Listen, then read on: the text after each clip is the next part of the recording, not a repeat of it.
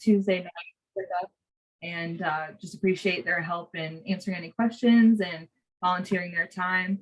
We're also joined by the Director of Junior Golf at the Carolinas Golf Association, Chris Zay. He will be moderating the chat during the Zoom. So if you have any questions, you can put them in there, and we'll have a chance to go over some general questions at the end. But if you have any questions relating to the slide that we're on, you can go ahead and throw it in the chat or raise your hand, and he will unmute you. And that way we can kind of keep on task and keep on subject. If you want to help you kind of see better, you can pin certain people. So I'd recommend pinning the coaches that have volunteered tonight. So we'll have them introduce themselves in a second, and you can have them pinned to the top. That way you don't have so many moving screens on your screen. So we'll get started here. So I'll let the coaches introduce themselves and tell them a little bit about their career and how they got involved in coaching, and share a little bit of their thoughts and wisdom with us. So we'll get started first with Cece, and we'll go from there.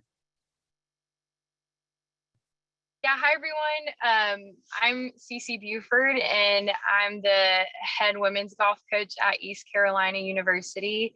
And pretty much my entire competitive career from college on has been in the Carolinas. I played at the College of Charleston and had a great experience there. And pretty soon after graduating from there, I then went to be an assistant coach at Campbell University.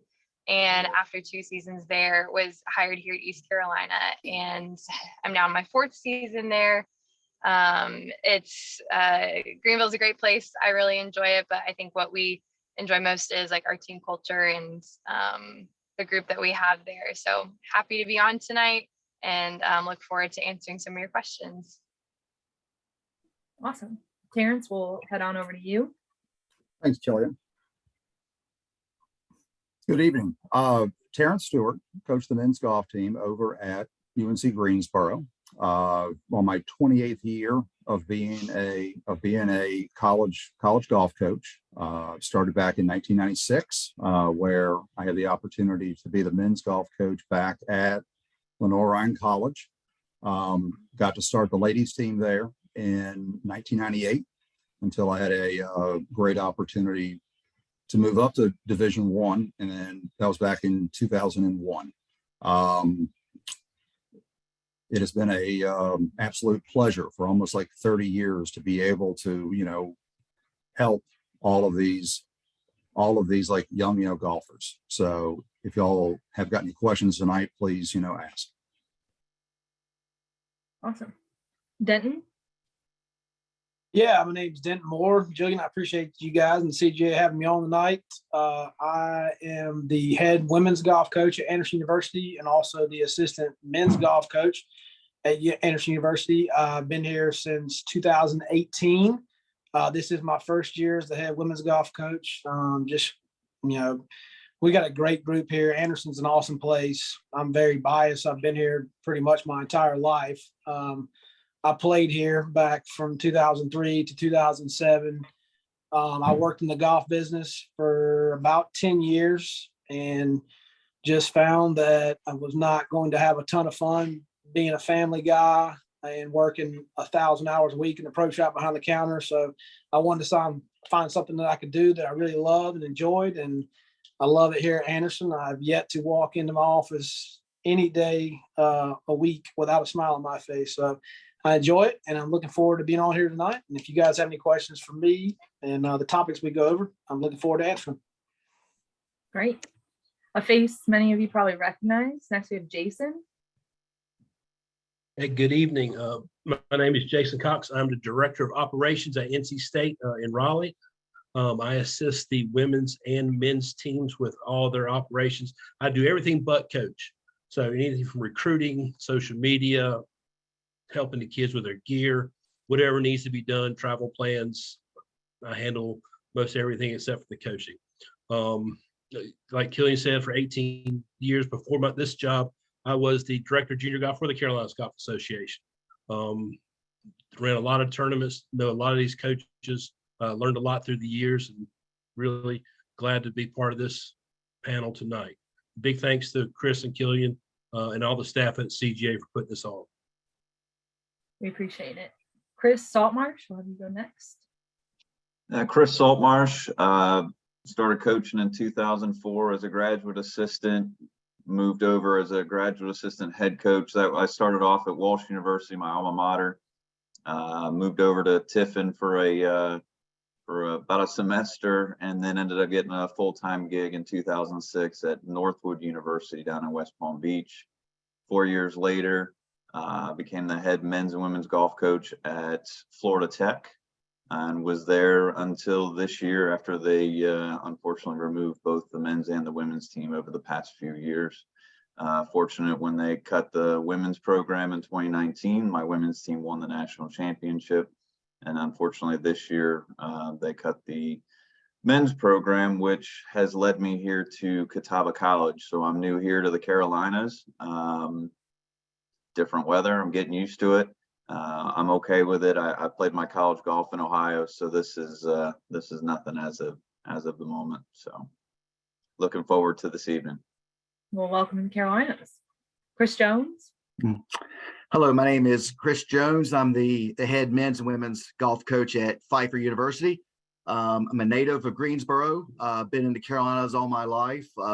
I started my coaching career in high school, actually. I was the head golf coach at Northern Guilford High School in Greensboro for 8 years. I started that program from scratch. It was a brand new high school. We won the 3A state championship in 2010, the third year of their school's existence. I went from there to be the assistant golf coach at Belmont Abbey College. I was there about 4.5 years.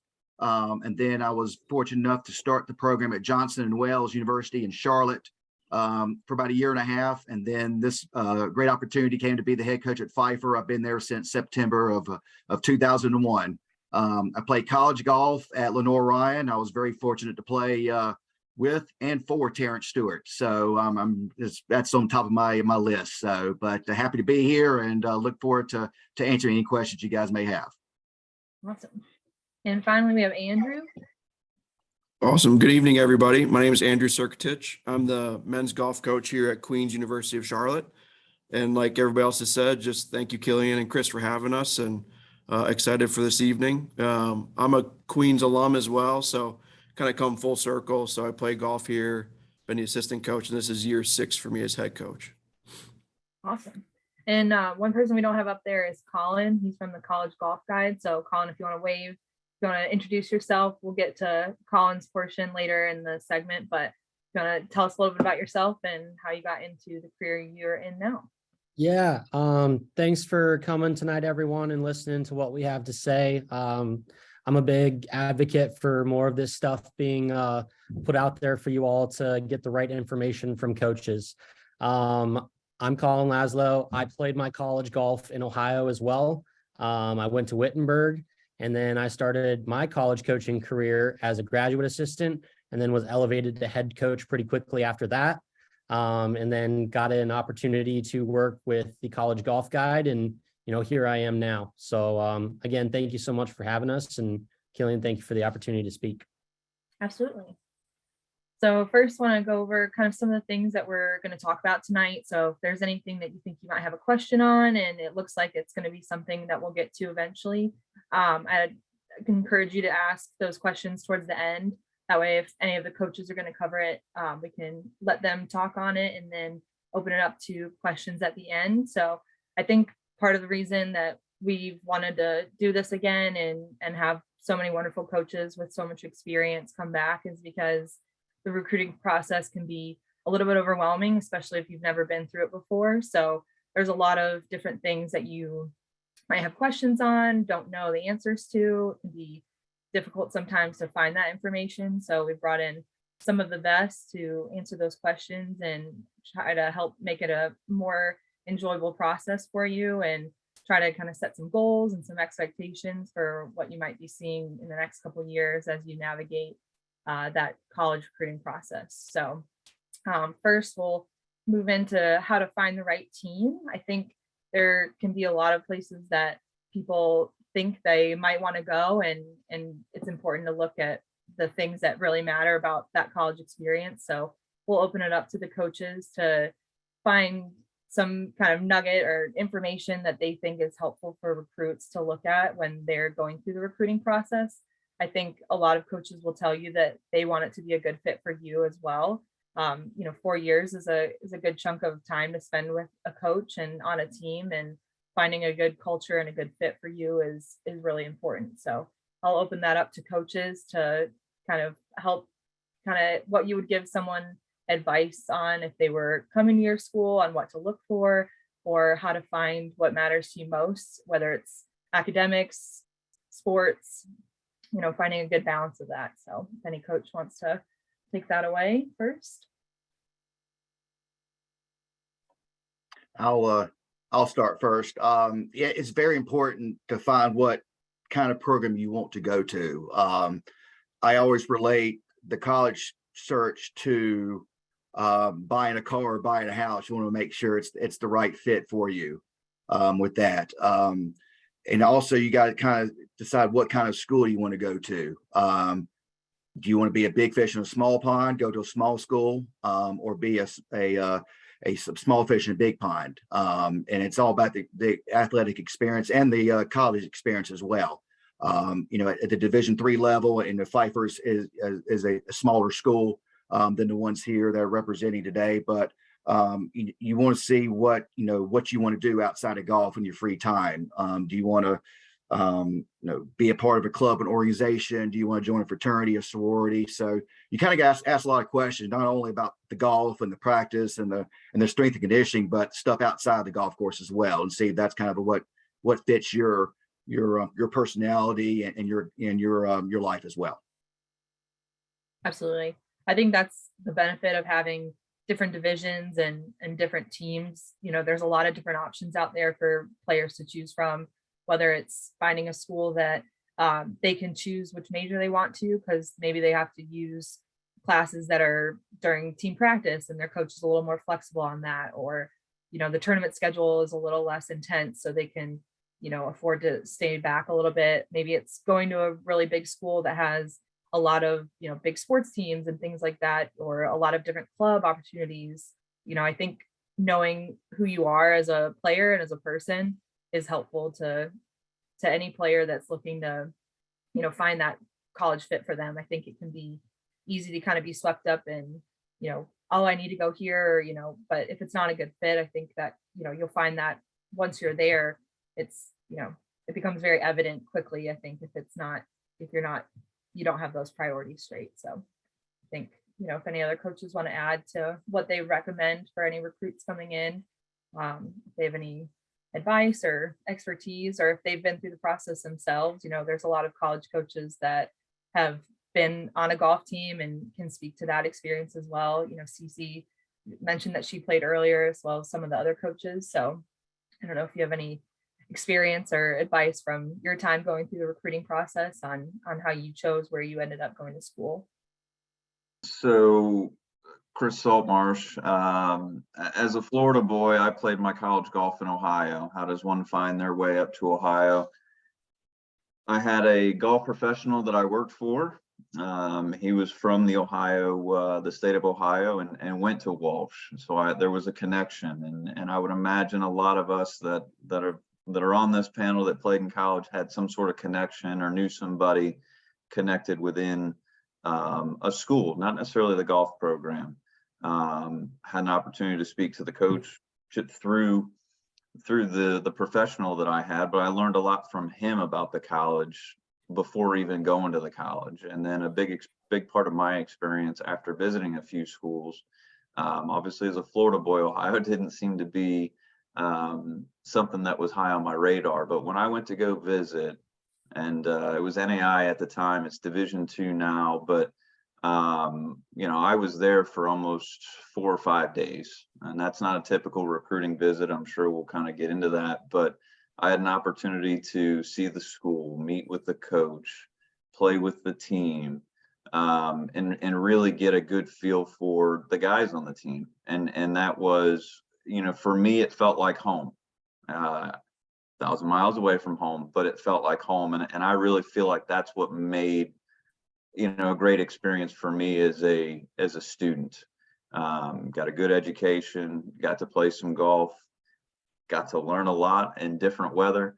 And I think that's part of the experience too. I don't know if I would be in this seat right now if I didn't play at Walsh University. And that was, again, going from Florida to Ohio.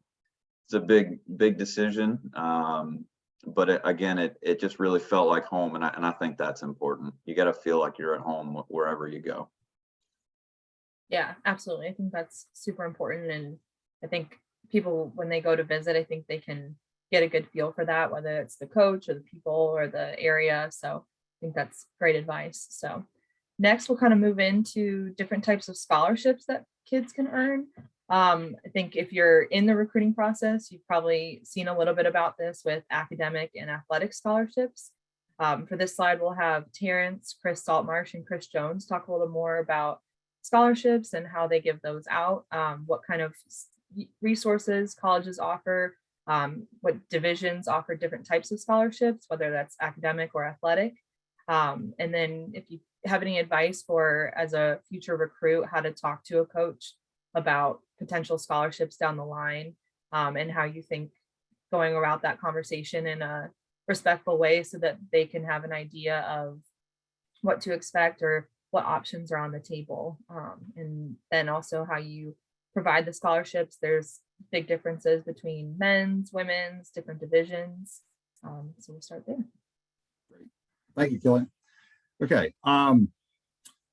Division like 1, 2, and 3 are all like structured differently. Division 1 ladies currently have got 6.00 scholarships per year. And then on the men's side, you have got 4.5. It's really up to each head coach how those scholarships are going to wind up being split up. I know on our team, we average about 10 players. We currently on the team, we have players on scholarships that range anywhere from 20% on up to about 90% right now. Every single coach is going to handle this differently. I would tell you with us, in like most cases, most of our freshmen, we're going to offer them somewhere in a 20 to like 40% range. We're going to rarely offer someone a very large scholarship because frankly, with only having 4.5 scholarships, if we were to go out and let's say we offered 2 major scholarships at like 80%, if I was to get that wrong, and now we've got that scholarship tied up for the next 4 years, it would really hinder our program. So, we are very big on making the players earn it. So you might wind up committing to come here on a 20% to like 1/3. And then if you have some really good, solid results to like wrap up your junior career, go into college, play well, we always save money just to give them bonuses. You do have the academic scholarships as well. Something that you definitely need to ask about though, because each school treats this differently. Some of the universities and colleges do not allow you to stack scholarships. That means you can't get an academic along with a athletic scholarship. I know we've got 4 or 5 schools in our state right now who do not allow stacking the scholarships. We are able to do it here. But that is a question to definitely ask all of the coaches. One other note on like the academic scholarships, do not be surprised when you go to visit any of the public universities. If you go to App, Western, Chapel Hill State, Greensboro, Winston-Salem State, any of them, very, very, very, very few of those schools, if any, are going to wind up handing out the same amount of academic scholarship money as you would get going to a private college. This is actually dictated by like Raleigh. Something that our like politicians say, the fact that like all these schools range anywhere from $15,000 a year to $25,000 a year, compared to what your private schools are, which can range anywhere from 35 to 75,000 a year. The like state just, does not provide the same level of like academic money, just because of the like overall cost of the school is so much cheaper compared to your private schools. So these are some things to definitely keep in mind. So I'll go and I'll turn it over for like Division 2 and 3. At the Division 2 level, that's the same ordeal with the stacking of scholarships, academic and athletic. A little bit less on the scholarships that are allowed by the NCAA. Women are allowed 5.4, men are allowed 3.6. That being said, not all programs are fully funded, and that's a big difference as well. I'm not sure about everybody's funding throughout the state, but I know when I was at my previous institution, we might have had 75% of the total allowance. So every school's different. Every school treats different sports differently. Your main sports, basketball, they may have all of their fully funded scholarships, but on the golf level, a lot of times we're sort of the last in the pecking order to get increases, I think, at least in my experiences. But generally speaking, I know a lot of my players, or a lot of the students that I've recruited in the past, have good academics, and at the Division 2 level generally have very good academic scholarships. So you couple that with what can be offered on the golf side, and you can get a pretty good scholarship provided. A lot of the smaller private schools as well at the Division 2 level have different other grants and funds that are provided through financial aid. If it's a need-based grant, certain programs will have scholarships as well. So if you're, depending upon what you want to study, they may have a scholarship that can be added on, and all those things add up. Chris, do you have anything to provide from the Division 3 level? Yeah, Division 3 is all academic scholarships. There are no athletic scholarships available at Division 3. Student athletes that apply get treated and get the exact same amount that non-athletes do as well at our school. There's other ways of financial aid. Obviously, FAFSA is very important. That usually opens up around October 1st every year for that. There's also outside scholarships that can help cut the cost down as well. I know at Pfeiffer, we have a couple extra bucks if you're out of state.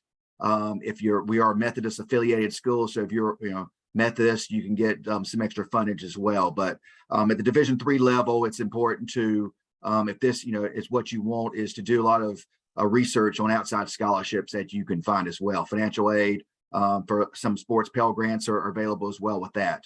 In the average kind of out of pocket for most schools, Division 3 schools that I've in the state, or anywhere from your scholarship range from a third to over half. I know some schools like us do give 3 honors college scholarships that are full tuition. So some schools do that as well with that. We based our academic scholarships on GPA and your transcript. At my school, we do not need a test score for admission. But if someone has done very well in their ACT or SAT, then it is highly encouraged to include that in your transcripts as well. But everything is across the board, based on your GPA and the classes you've taken as well with that. Great. Does anyone have any questions on scholarships? I think that was a great insight into different divisions and men's and women's. And I know that the process can be, trying to keep it all together and all straight. But if anyone has any questions for any of the coaches for that side, we'll open it up for a second. Chris, do we have any? questions in the chat box. No questions on scholarships. All right, we'll keep it moving. All right, next we'll have Cece talk a little bit about what it's like when they're in the recruiting process and how they're recruiting everyone, including the player's family. Cece, will open that up to you and see what you have to say. Yeah, I'll just add a little bit from that first question. Like when you're researching places to go, really look at a roster too. Like I know for our program and a lot of programs are growing internationally, like if that makes you like out of your comfort zone, kind of have an idea of that. Like really don't be afraid to reach out to the players that are on a roster, you know, slide into their DMs and like ask them what it's like. It's really important to get like a player perspective from the girls that are already there and saying like, could I see myself calling this place my family? So in speaking of family, I would say like I noticed that it seems like it's maybe mostly parents on this call and maybe families are listening and involved.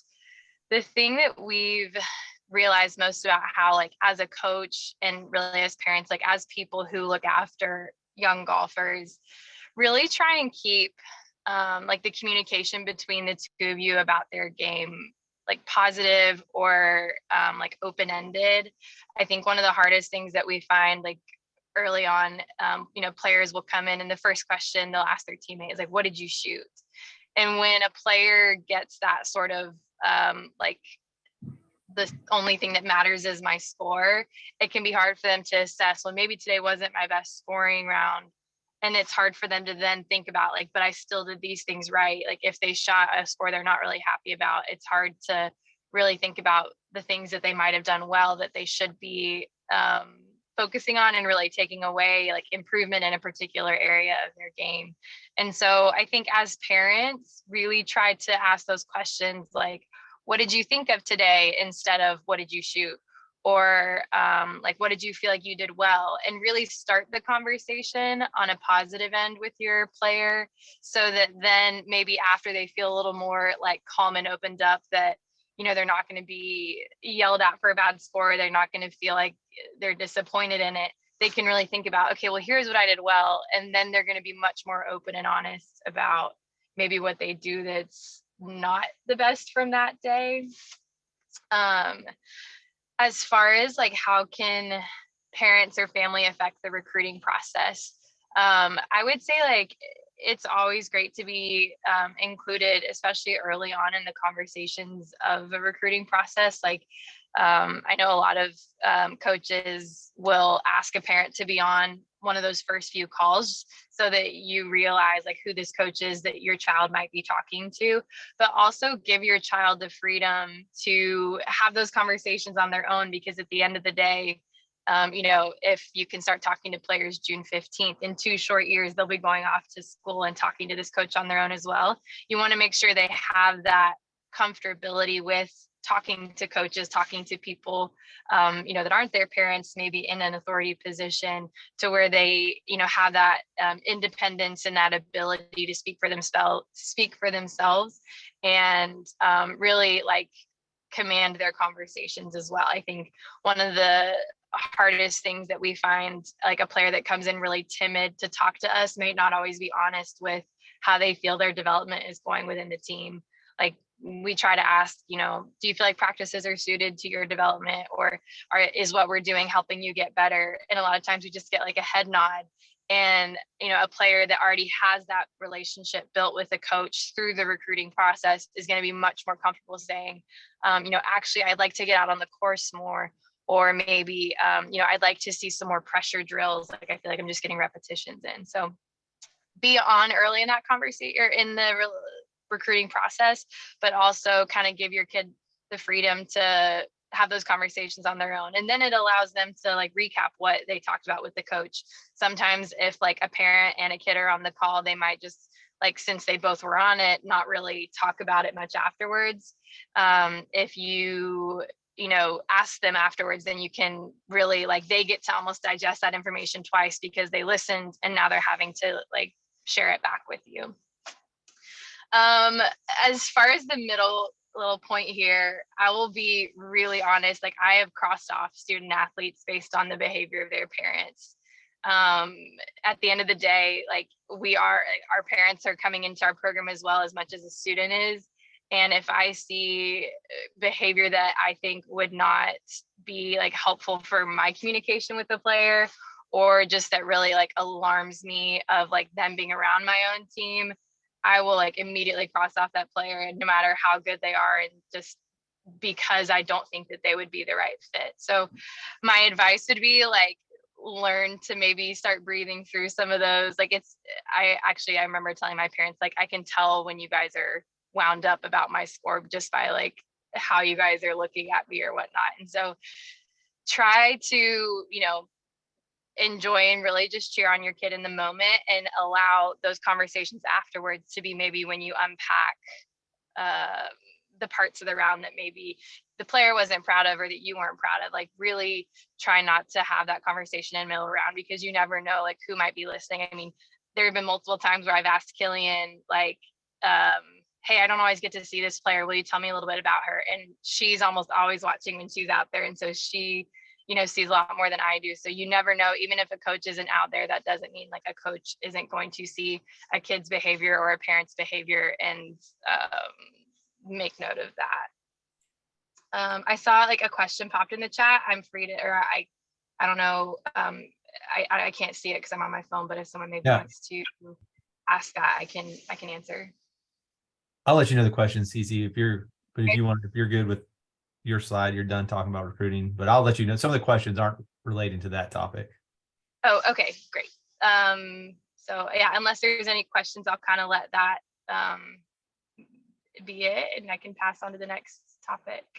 Yeah, I think those are great pieces of advice. I think it can be hard. You want a lot for your child and you want them to play well, and nobody wants to play bad golf, but I think trying to help support them in the most positive way and help them be ready to be independent in college, that they can take that advice from their coaches, trainers is a great place to get them to as they're transitioning from junior golf to college golf.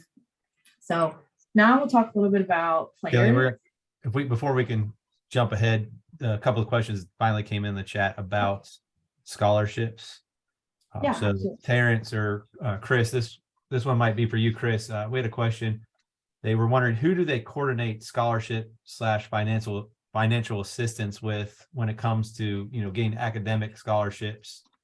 Do they go through the coach, that process, or once you start at Pfeiffer, everything runs through admissions office at Pfeiffer. I have no say so in anything. Once everything goes through and they're accepted, I'm told what the person is awarded on the academic merit side. Because like I said, every student athletes are treated just the same as regular students at school based on scholarships. Okay. Terrence, at Division I level? Yeah, this is really going to probably be different between the private / like public schools. I know here you fill out a academic scholarship application, which is like part of your normal admissions process here. Takes you probably 15 minutes to fill it out, but you don't hear back for about 8 weeks. I think at like a lot of the private schools, I used to coach at one years and years ago. We always had had this grid, which was a GPA standardized test score sliding scale. And if you had X GPA, X like SAT, then you just automatically qualified for X amount of dollars. But I mean, that is really different school to school. So I would just strongly recommend talk to the head coach. They will be able to absolutely point you in that proper direction. Okay, perfect. One of the other questions was about GPA. What's a good GPA? But you're saying that's kind of dependent on school to school. What would be a good GPA for? I see Chris Saltmarsh answered that. Kind of said depends on the coach's preference. Chris, something that the NCAA is like looking at. I mean, CC, you might have some info on this as well. I think we're getting really close to having the NCAA completely drop standardized test scores. I know with the state schools, I mean, we aren't even using those through the class of 2024. And it'll probably be very soon that, I mean, we don't even have to have them. Okay. Well, one player asked, or one parent asked about. Hey, Chris, sorry. I was just Go saying ahead. real quick. I mean, the higher the GPA, the better. I suppose, yeah, I mean, as far like as Terrence was saying, it's so true. You know, if you reach out to the coaches, we'll probably have enough experience with our universities to know based on your GPA, based on some other factors, kind of roughly where you'll be. And we can easily get to admissions to figure out that as well. But if you wanted to talk to admissions, like Chris said, they are usually the people that make those decisions anyway. So reaching out to them to figure out kind of where you think your child would be great as well. Yeah. Okay. And so go through the admissions, or some coaches will help you get through the admissions process. Is that okay? Exactly. Yeah. And then one of the questions, I guess, kind of be like transfer portal, go to junior college to play for a few years, and then how to get recruited out of junior college. I don't know if we're touching on that later, Gillian, but We can talk about that now. I think while we're talking about kind of right, yeah. scholarships and earning your way in and things like that. If any coaches have any experience, I know the transfer portal looks a little different over the last couple of years than it has previously. So if anybody has anything to add, I think that'd be helpful for players to hear just how that might look if they do go to a junior college and then want to transfer into a four-year university.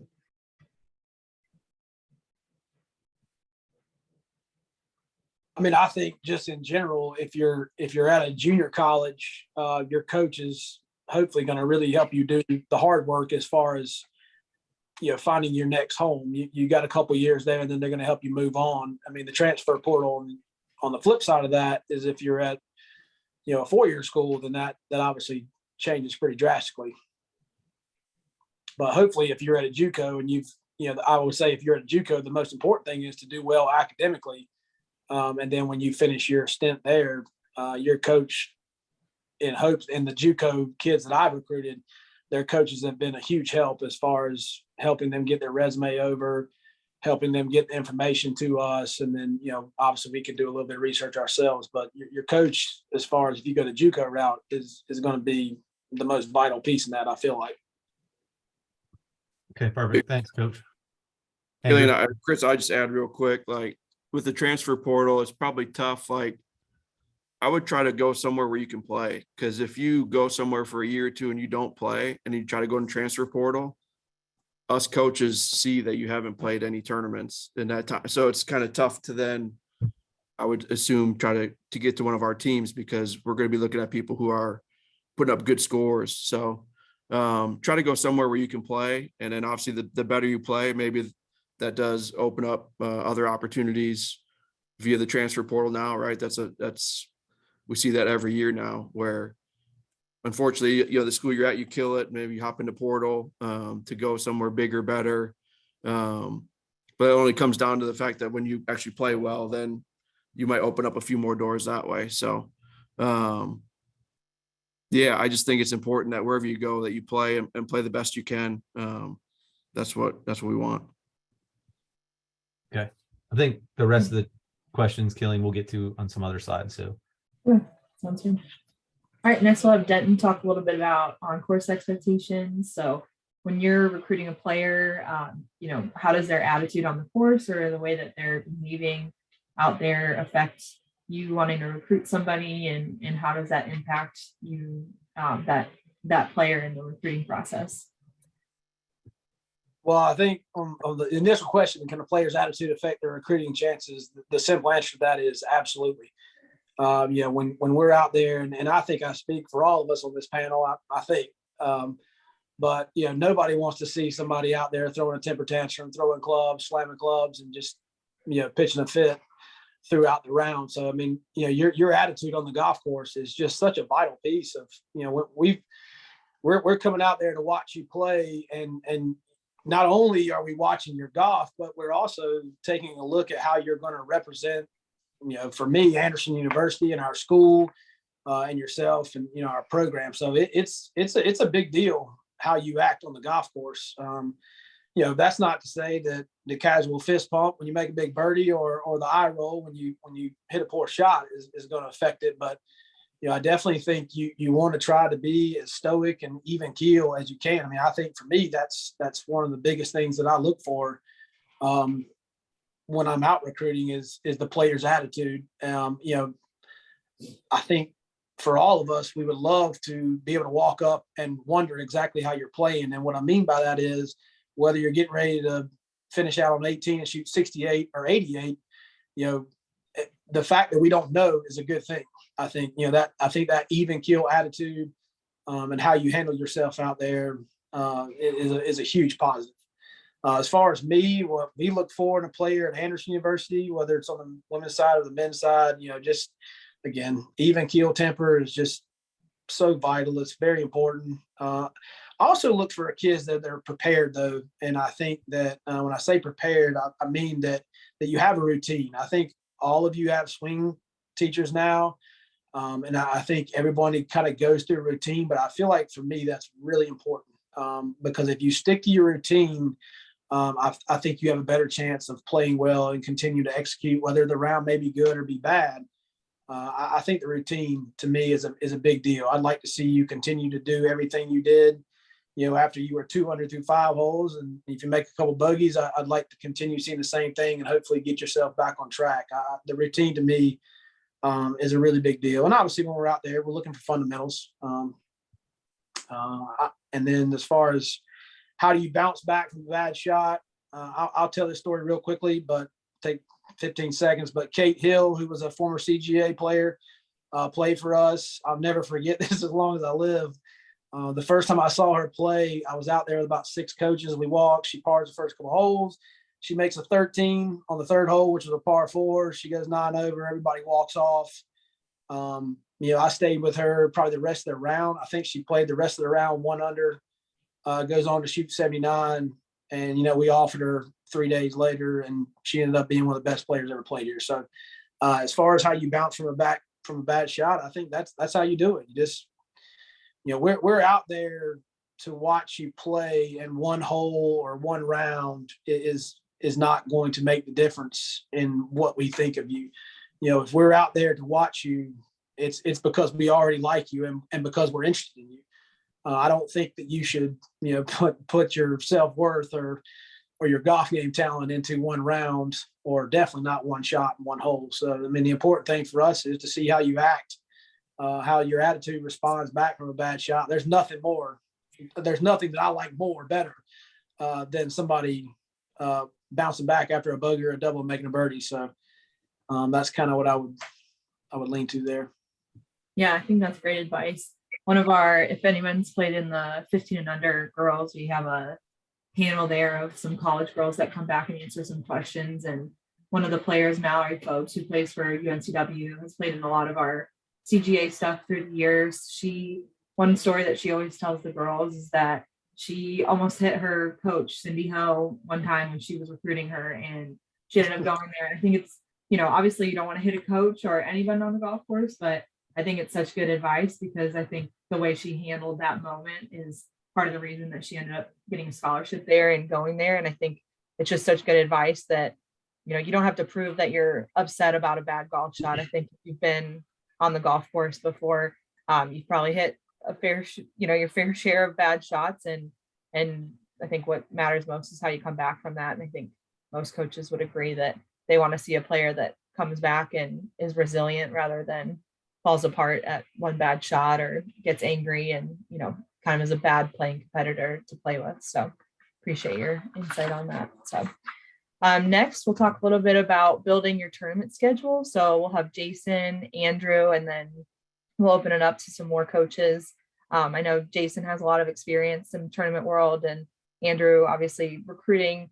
You guys see tournaments that these players play in. If there's any advice that you have on how to weight different tournaments, there's a lot of different options out there to play in. And I think it can be overwhelming for a parent to know what to sign their kid up for and what skill level their player is and what tournaments they should be playing in to help them get better, but also build confidence. So, Jason, if you want to start and talk a little bit about your experience and how you recommend building a tournament schedule. Sure, thank you. When you're looking at doing your tournament schedule, we're very fortunate that in the Carolinas, golf is a 12-month sport. You can play, as many of y'all know, you play somewhere every weekend, and just about every day during the summer. But don't feel like you have to. But when you're looking at building a tournament schedule, a single day versus a multi-day, it all depends on the player's skill level. If they're constantly shooting, 2 or 3, 4 over par in a tournament, then they're probably ready to move up to the next a multi-level day. Single days events are really a place to gain tournament confidence and get used to playing in tournaments. So it's a progression. So, in North Carolina, we've got the TYGA. South Carolina's got the chapters series throughout the state with a lot of single day events, which are great. And single day events are good too, because some of them are held on some great golf courses. It may give the juniors an opportunity to play a golf course they would never be able to step on. So don't rule out single days. They're great there for tournament experience and to see some golf courses. Multi-day events, from the recruiting process, we're going to look at multi-day events. Don't look at many single day events results, but we do definitely look that multi-day is where we're looking. We want to see how that player plays day in and day out. All of our events are 54-hole events throughout the year, so we're really looking to see how that player rebounds from a bad round or how they handle sleeping on the lead going into day 2. So, and then as y'all know, multi-day events, everything from Tyga, National Junior Golf Association, Tar Heel, South Carolina Junior, the Winter National. I mean, there's so many around, but we follow all of them. I mean, it's once we establish our watch list, no matter where that player's playing, we're going to track and see how they're playing. We definitely love to see how they play during the school year, because all of our events are during the school year. So being able to balance high school and golf at the same time really is a good factor for us to see how they're going to handle academics in college. So we really like events during the school year. Don't have to play again. You don't have to play in a lot of events, especially during the school year. We want the kids to be be high school kids too. So maybe one a month, couple during the holidays. Find something during spring break, and then the summer. It's as much as you want to. When you're doing your summer schedule, really look at the events that can lead to a national event or a state championship. The first thing I always tell people, where's the U.S. Junior Qualifier? That is the biggest event in junior golf. So you want to try to play in that. Find the qualifier in your area and play for that. Hopefully you get to the U.S. Junior. From there, it's your state championships and all of the invitational and regional events. Like you said, North Carolina, you've got the North Carolina Junior, South Carolina Junior, the Dogwood, the Carolinas Junior, but then you also got the North and South. You've got the Beth Daniels. You've got the Scott Robertson. So there's a lot of really high-level junior golf in the Carolinas that you can play that are tracked. So it's really good and important to play at events that, again, that lead to that next level. Then how to gauge ranking points? Don't. All right. Short and sweet. We did have I designed the ranking system in the Carolinas. Don't worry about it. He also started a lot of these events that you had played. So Jason has done his fair share for junior golf in the Carolinas. Killian, we had some questions coming in through the chat. Jason, you mentioned playing during the school year. We had a player that plays in their high school baseball team. But but tries to, I guess, dance around baseball schedule. They're obviously in the same season, and also maybe plays travel baseball during the summer. Do you guys look at that? Multi-sport athletes, I think a lot of parents get caught up in you got to specialize, but baseball's a little close, but just how being multi-sport athlete, I guess. We love multi-sport athletes. They're mostly that they're probably a little bit better of an athlete. You give me an athlete and who can play golf, you've got something special. You really do. So multi-sports, I think, is good. Again, high school golf is great. It really teaches you how to be a good teammate. Do we recruit high school tournaments? Probably not. If we go, it's more we've already attached ourselves or put somebody on our list, and we're really going to see how they interact with their coach and their teammates more than their actual score. Unfortunately, high school golf in North and South Carolina, it's short. Most teams have got one or two players, that 3, 4, 5. We're just trying to get them all finished. So the golf courses may not be as challenging as what we would like to see. But it is important to play high school golf so you can develop to become a good teammate. Because when you're traveling at college, you're spending days, hours with these guys on your team. And it's really good for us to see how they interact with their high school team, just to see what type of teammate they are. Yeah, I think that's great advice. Andrew, I don't know if you have any advice or suggestions on what to put in a tournament schedule, but I think another question that sometimes we get from parents or players is, when they're having a bad round, I think there can be sometimes they want to withdraw from the tournament because it's not going well and they feel like it will look bad. Do you have any advice on what you would recommend doing, or kind of what you pay attention to when you're recruiting that player, and what too many of WD on the leaderboard might look like for a coach that's looking at a player's stats from that year? Yeah, fair question. Well, first, I would echo a lot of everything that Jason said was spot on. We definitely prioritize multi-day events. Like you said, that's what we play at the college level. And so as many of those as you can play that fit like kind of your ability, I think that's great to play those. And I agree with them too. Like the single day ones, if it's a cool course that you may not otherwise get a chance to play or something like that, it's close to home, wherever the case may be, I think it's great because anytime you get a chance to put the peg in the ground in a competitive situation, that's great. It's only going to help you with more experience and all that. So would definitely say as many tournaments that can make sense to play in, by all means do it. Obviously, like you said, you don't want to get burnt out either, but the experience is pretty valuable. And then to your point about the WDs, like Denton said, I'm sure all of us on the panel would say, we'd love to see you just tough it out, try to finish strong that day. Hopefully it's a multi-day one where maybe you have a tough first round, but then you bounce back and you have a personal best the next day, or even just beating your score from the day before. We love to see that. So I'd much rather see that than if I'm looking on your rankings, page, and also I see WD here or WD there. It's like, well, I'm curious. I mean, is that injury?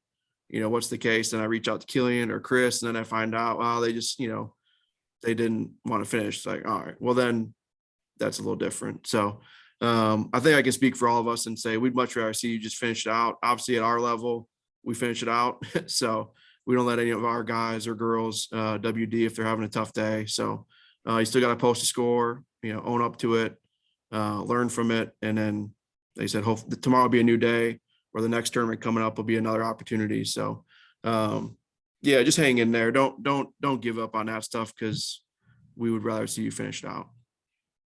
Yeah, that's great. Great advice.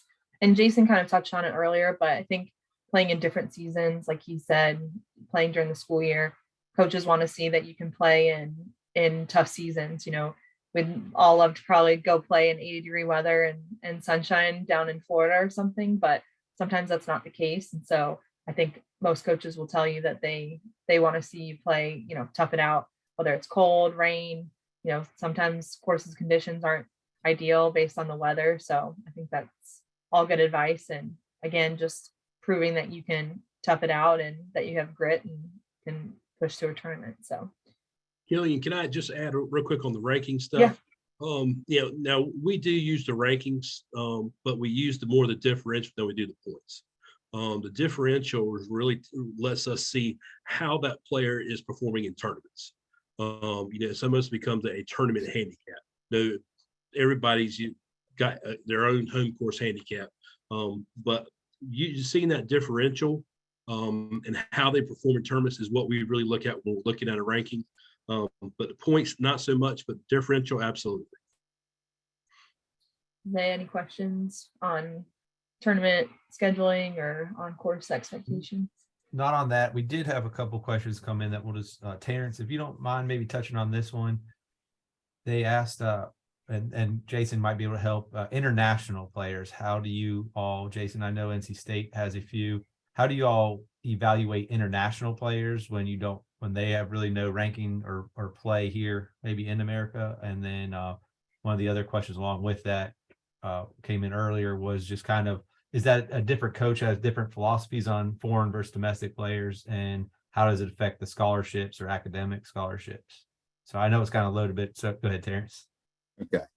I may not be the right one to answer this because we're having our first out-of-state player join our program in 17 years. So, but most of these coaches hopefully have got some like contacts around the globe.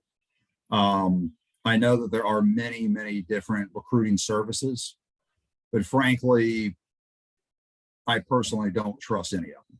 And that's probably not what they want to hear, but they are being paid to sell a student athlete to a coach. So I want to personally have contacts.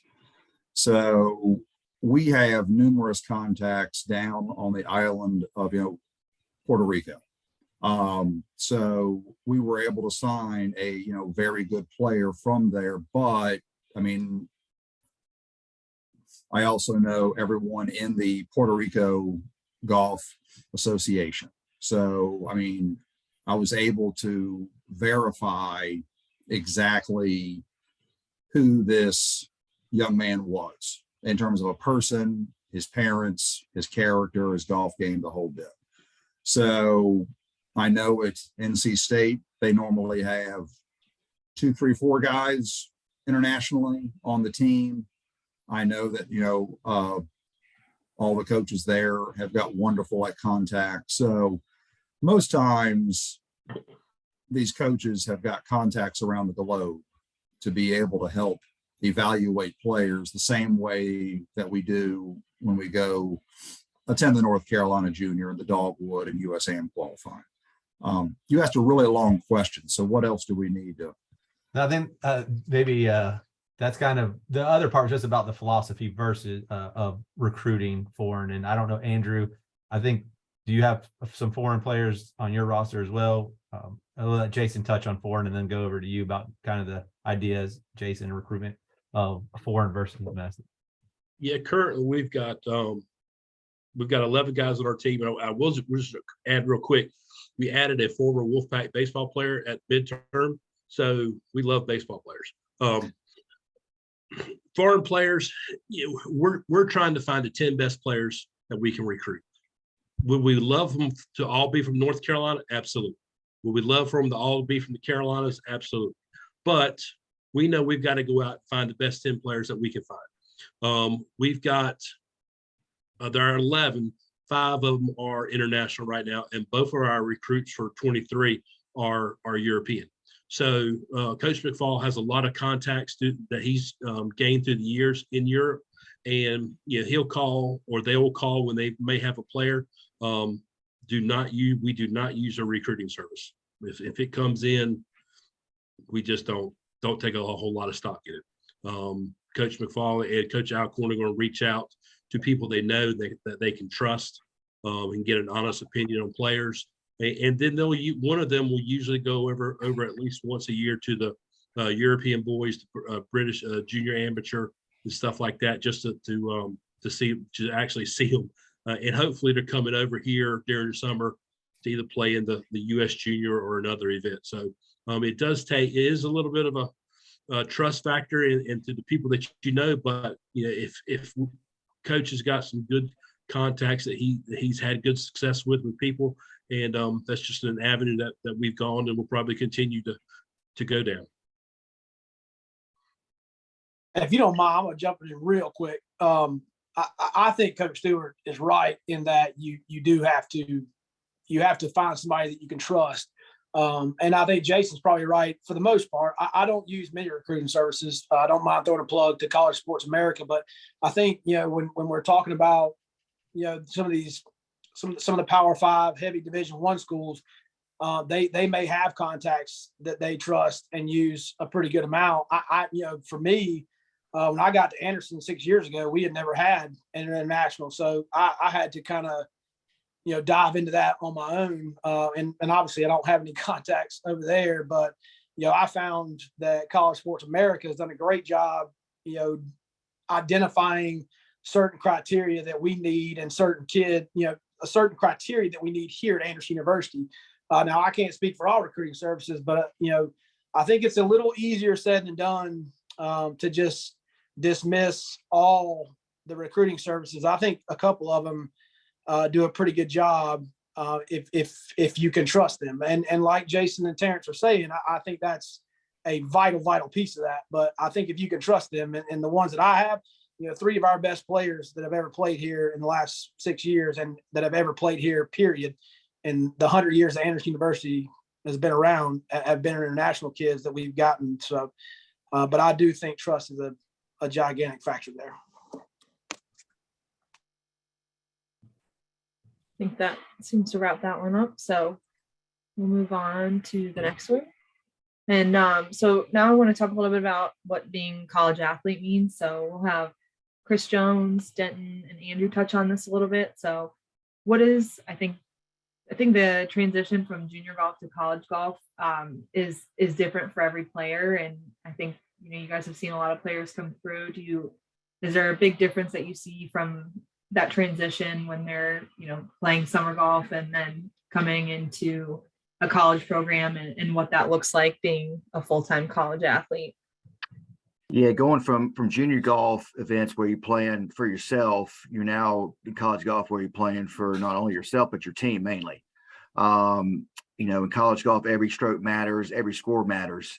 There's some tie-breaking policy. It's tournaments where, the 5th score is counted or the 4th score is counted. So, one of those days in college golf, you're not playing your best, then, your 78 or 79 may be important for your team to win a tournament. So it's always important to, that's the great thing about college golf. It's a team aspect. You support your teammates, and even though you may be 4 over par after 2 holes, you fight hard, and your 4 over after two holes becomes 1 under for the end of the round. So it's very important to not give up, to play for every shot as well, no matter if you get to a bad start or not.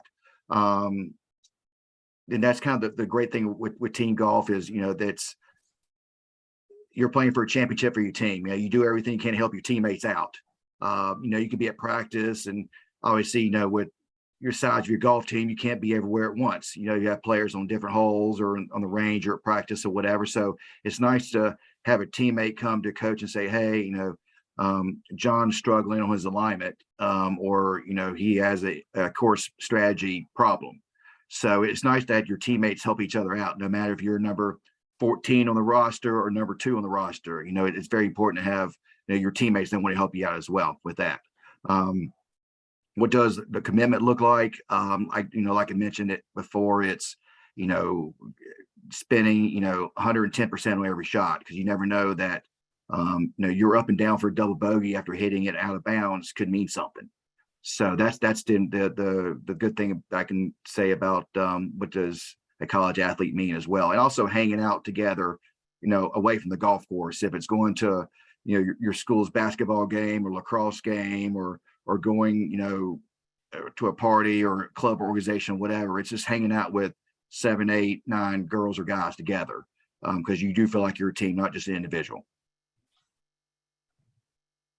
Yeah, I think that's a great point with the team golf aspect and kind of separating golf from the rest of your life. I think colleges and universities have a lot of different programs and clubs and games and things that players can participate in that, you know, give you a good opportunity to do things outside of golf. And having a group of people, you know, like-minded people that are athletes and want to work hard, but also, you know, are interested in different clubs or different, you know, watching other sports as well. I think that it's a great opportunity to kind of have different extracurricular activities besides just golf. And, you know, sometimes golf isn't always going super well, but having teammates to support you in that is super nice. So Andrew or Denton, do either one of you guys have any recommendations or kind of in your experience that transition from junior golf to what it's like to be on a team? I Yeah. think, oh, go ahead, Andrew. Go ahead. My bad. I was just gonna say that, yeah, there is, like Chris mentioned, it's a pretty big transition because, you know, obviously high school, you're probably the best player on your team, maybe by a mile. And then now you're hopping into a college team where guys have been in our program or girls have been in programs for maybe 2, 3, 4 years. And so they got so much more experience that you're going to come in and it might be tough at first just because you're getting used to the new school, you know, independence, being on your own. And so trying to fit into kind of our programs and stuff. So I think the important thing is obviously just to maybe acknowledge that on the front end, like, hey, this is going to be a pretty big jump, and that's okay. I think we all have grace for that. So just knowing that it's a pretty big step from junior golf to the collegiate level, and just look forward to that opportunity. It's amazing. It's different. It's kind of hard to like really prepare for it. The tournaments obviously playing in the summer are great, but it's a little different once you putting on the Anderson shirt or Queen shirt or UNCG or any of ours, right? It's a little different. So I would just encourage you to look forward to it, work hard for it, because it's awesome. Yeah, I mean, I think that I think the transition is big, like Andy just said, and that I think the best way to do it is come in eyes wide open, you know, and kind of go back to the first slide when we were talking about what are you looking for in a team. You know, make sure that you're going somewhere that they're doing what you're looking for, because all of a sudden you get there and you're in the gym at 6:30 a.m. 3 days a week working out. You're practicing 5-6 days a week, depending on the fall and spring. I mean, you want to go somewhere where you feel like it's a fit. But the transition is big, but like Andy said, it's so awesome. I wouldn't give my time back at Anderson playing, and definitely not coaching now, but you need to understand what that commitment does look like, because it's a big deal. And it's at most levels, you're on a pretty hefty scholarship, and it's kind of like a job to some extent. So you need to come in prepared for that and prepared to work like that. Hey, Killian, I'll just add one more thing to that third bullet point. Like, I think just understand that obviously if you're on one of our teams, it's because we want you here. So, if you have some bad results or some bad scores, like, trust us, that doesn't make us look that differently at you. We still care about you as the individual, as the person. So we're all human. So, yeah, I mean, I think just understanding that your worth is more than just your golf, for sure. So we understand that. And we're here to help the whole person, not just their golf game. Yeah, I think that's great. I would definitely back Andy up right there. I mean, you cannot come in, you cannot identify your worth in a golf score. You can't. I mean, we're here. We do, obviously our job as golf coaches is to win and produce good golfers, but that's not the sole reason you're here by any means. I mean, you're here to be a student, a person, and a golfer. And Andy's 100% correct there. That's not the end all be all. You can't find your identity in a number that you shoot at the end of a round. So awesome. I think we touched on it a little bit, but Jason, he oversees a lot of the operations over at NC State, and we'll have him touch a little bit about what a day in the life looks like for student athletes in college and in season and off season. I think golf is unique where they have tournaments in the fall and the spring. There's not many sports that really have competitions in both seasons. So I think, seeing a little bit of what that's like would be helpful for some of these players. So Jason, if you want to elaborate a little bit about what that looks like for you guys and your team and go into some more detail for them. Yeah, but both our men, excuse me, both our men's and women's team is very time consuming. We are limited on how many hours that we can actually practice a week. But there is a lot of independent practice as well. But our guys and gals, they start 6:30, 7 o'clock, just about 3 times a week in the weight room with our strength and conditioning coach, and they're putting them through a golf related workouts. Our guys have gotten into running a lot, which is good. Not on as a punishment, but we were really working on our conditioning back in the fall. Every Friday morning they did a 5-mile run with a time goal, and it's really helped our endurance over the year. So workouts are important. From there, they're all classes. We're lucky that at NC State we're a large university. So if you need to get all your classes before 12 o'clock so you get to practice in the afternoon, pretty much you can do that, whether in class or online. Most classes are available when we can make sure everybody's scheduled to go to class at the same time. Classes, a lot of large universities are going Monday through Thursday. They can get their classes done there during the week, and that way they've got Friday, Saturday, and Sunday off. Some of the smaller schools, you probably don't have that luxury, but most everybody, everybody needs their golf in the class in the morning so they can get to practice in the afternoon. A couple mornings last year, we did practice in the mornings so they could do their labs in the fall. The fall we're in season, but I guess that's the spring season, being that's when the conference championship, the regionals, and the national championship, that's our main season, but we're still very active in the fall as well. And our off season is really from December through in January, November, just December and part of January, just because there's not a lot of golf being played. And during the summer, our guys go just as hard playing in tournaments as they do during the school year, just because there's so many opportunities, whether it's the state AM, the USAM, so many great amateur events around during the summer. So our off season is really November, December, and January. And then we really do let them just relax, go to workouts, go to class. But from a golf point, we've got starting times. They want to play great, but we're not pushing them during that time. During that time to really get a lot of work in. A lot of them still do, but golf is a very time-consuming sport. And when you got workouts, you got classes, you got practice, you got tournament, you got travel. It's a lot to comprehend for an 18 to 21-year-old to handle, especially if they're coming right out of high school, the freshmen.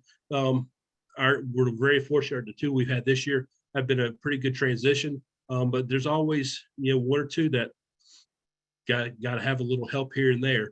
But it's a long day. Our guys are starting at 7 o'clock, and they're usually going till, believe it or not, they walked off tonight right at 6 o'clock for a qualifying round. So it's a long day.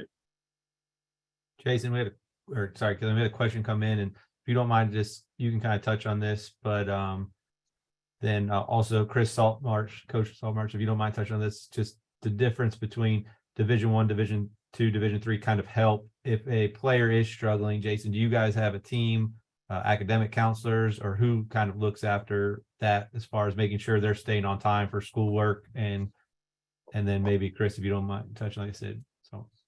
Yeah, so we've got each of our teams has a academic coordinator who stays in touch with each of the players' professors. That academic coordinator meets with the coaches once a week, meets with our players once a week, just so we know how they're doing academically, and making sure if they are getting behind, we've got plenty of resources to help them, whether it's tutoring, online classes, whatever needs to be done. We've got the resources to help that athlete keep up with his grades and continue to be on track for graduation. Any other The- questions? At the D2 level, I've been at 3 different schools, and we generally have 1 or 2 that usually oversee the whole athletic department. So obviously they can be spread fairly thin, but there are other resources within the school that can help out with that. And certainly as a coach, that's kind of part of the role that I try and play in helping our students find them when necessary. I know at the D3 level at my school, if a professor has a concern for a student athlete, if it's, not showing up to class, to looking confused in class, to struggling, then the professor sends a message to the academic support system, and then it goes to my assistant AD for compliance and student affairs, and then myself as well. So every area campus knows this person's struggling, from the academic dean to, if the person needs any special request for taking tests or anything like that. So that's kind of what our school is on the small level. One other question came in that kind of pertains to life and a day in the life of is, I guess everybody might be a little different on this one, but typically does a player have to live on campus? I know that some smaller universities, usually you have to live on campus the first 2 years kind of thing, smaller colleges. I guess, is everybody a little different on that? Maybe we'll start with Terrence, if you don't mind telling us. Yeah, no, we're our policies are, unless you're a resident of the city, freshmen have got to live on campus, and then after your freshman year, completely up to you if you want to be on campus or not. Okay, so freshmen, if you're not inside Greensboro. Andrew, what is your policy there at Queens? Yeah, we have, I believe it's a 2-year residency requirement. And after 2 years, or it's like a certain number of credit hours, you can choose to move off campus if you want. Okay. Denton, do you guys have there, Anderson? Yeah, same as Andy just said. Your first 2 years here have to be on campus. Or if you have 60 credit hours coming in, I believe you're also eligible to live off campus as well. Jason, does NC State require freshmen to? We do. We're just like UNC Greensboro. If you're a resident of Raleigh, well, I think it maybe even be Wake County, that you can live off, stay at home your first year. But if you're not, then you are required to at least your freshman year to live in the dorms. Perfect. One question I don't know the answer to. I think it varies, but can the school, I think this is going to get into NIL kind of stuff, but can the school help with travel costs associated with summer tournaments that are off, not official with the golf season?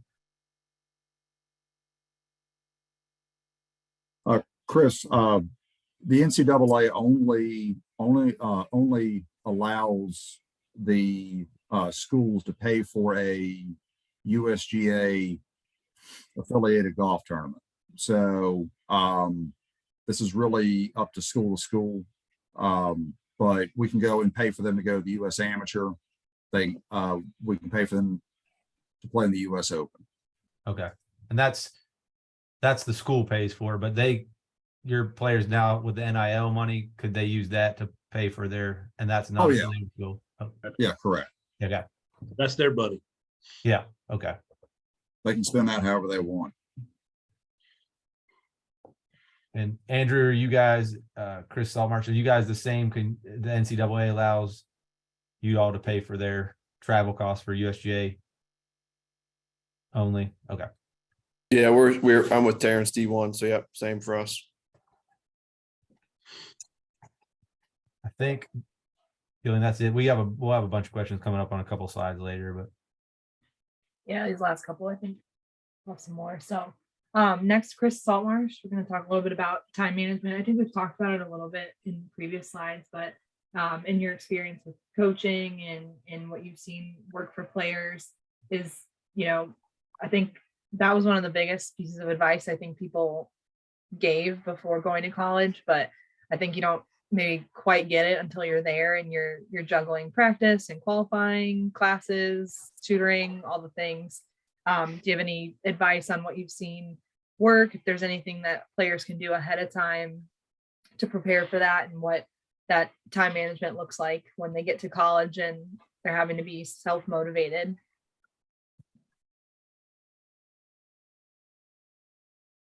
Yeah, so really, I mean, the best players or the best students I've had have been the ones that have been well structured, as far as what they do, what their plan is, how they're going to go about their day. Obviously, they have their self-discipline. They've created a routine, and the ones that I've seen the things that have worked best for players is when they create a routine, they get into those good habits. So to be able to start doing that now, obviously is a good thing. High school, I know, you wake up, you go to class, you're there until probably 2-3 o'clock, and then you go to practice and that sort of thing. Well, at the college level, you might not have class until 11 a.m. At least at a small Division II or a small Division III, any type of smaller college. And the discipline is going to be, if coach doesn't have practice, or if there's only so many hours that we have in a week, that's on you to get better at that particular time. So you've got to create your own structure, your own routine. Be up early in the morning, make sure you're either working out or having breakfast, and then getting to the golf course as necessary. I mean, obviously sometimes in the mornings here in the Carolinas, it can get a little cold and the golf courses aren't open yet, but there's other ways that you can prepare yourselves to do that. But sleeping in till 10 o'clock is not one of them, and certainly that's not going to be a habit or a routine that's going to be successful for you at the college level. So really learning your own self-discipline for what you're doing, and I would probably even say sometimes a good preparation starting now would be, what are you doing on the weekends? Are you sleeping in? Are you getting up early in the morning? Are you doing the things you need to do to try and prepare yourself for college? And I think the biggest thing is trying to learn what college coaches are telling you they do on a weekly basis. I mean, for the most part, you're going to be in the gym 2, 3, 4 times a week, depending upon the season. And generally that's going to be early in the morning. And then you're going to be going to class, and then you're going to be going to practice, and then you're going to have to study.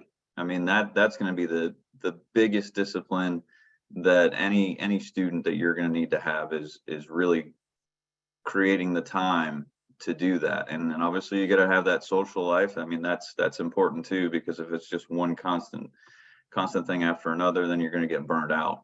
So it's obviously it is a challenge, but the best students that I've had, what I've seen is I've sat down with them. I'm sure other students have sat down with other students, and just they try and create their best schedule for when they're going to be able to do those things. And obviously some things have to be fluid, because we have bad weather, or there's an exam that comes up, and obviously you don't want to be studying at the last minute, so you got to be able to prepare that throughout the week as well. Self-discipline is the greatest thing that you have to have as a student. It's one of those gotta have it's. It's like making that last putt to get to the national championship, or to win a championship, or to win a tournament, whatever it is. You just gotta have it. And those that do have it, those are the ones that I've seen be the most successful. I would say, preparing now would be, what you're hearing from us as coaches, the workouts and those sorts of things, and trying to figure out what you can do now to sort of simulate that. Right. I think this next slide will have a lot of questions, so we'll open it up towards the end, but I think we'll have Terrence start us off with this one: how and when to talk to a coach.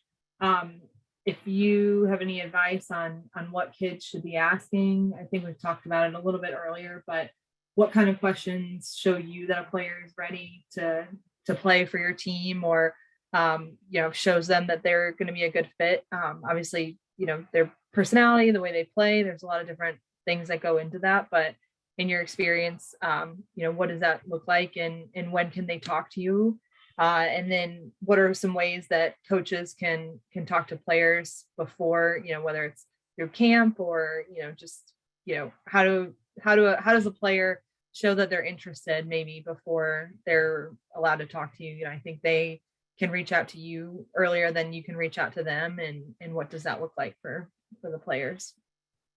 Yeah, great. And I think we all can probably jump in on this. So first of all, the best advice which I can possibly give, every single coach wants to go and talk to the player. It's not that we're trying to alienate the parents at all. Parents are definitely involved, definitely want the input, but all of us really want to have that confident young person speaking to us. And parents should really almost try to practice some of this stuff with their kids at home before they ever go visit college campuses, getting on the phone, doing various Zoom meetings. Because they are going to be the ones going to class, going to practice, qualifying, traveling on the road. And having these young people who are confident with their social skills is going to be very, very important. One of the biggest fits that you can possibly find is when you go to visit campuses, when you go to talk to the college coaches. If I could please recommend to you, forget playing college golf for just 5 minutes and really decide if that school would be a great fit for you in all aspects, the academic, the coach, or pardon me, take out the coach, campus, academics, dorm life, the whole bit. And you were to never play college golf. If you can find the perfect school to go along with a golf team, then I promise you, you will have a great college experience. But don't go into these visits. Don't go in talking to these coaches, putting that golf program as your top priority.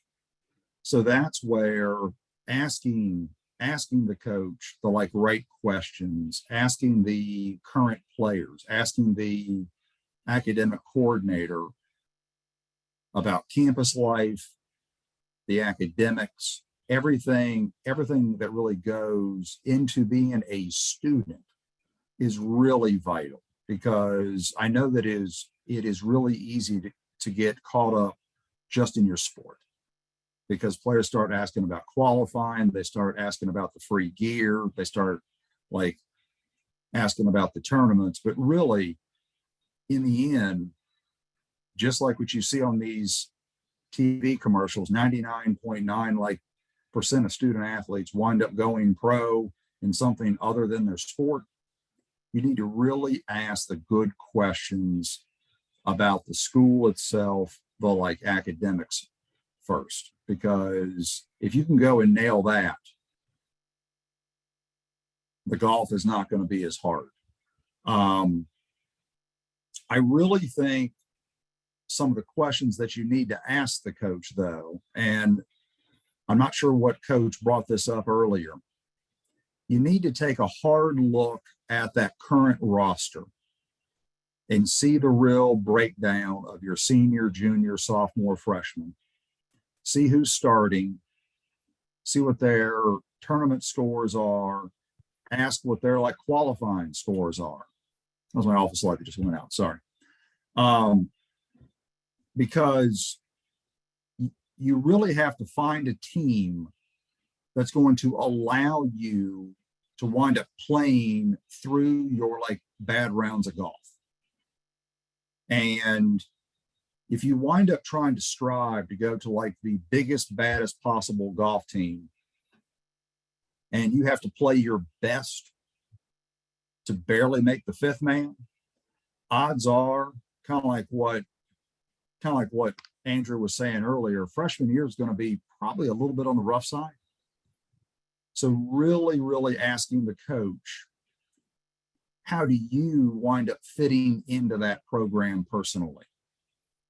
None of us are going to like bestow a starting spot on you from like day one. Every single player has to earn it, but really finding out where you're going to fit in on that roster. And if that coach has got your best,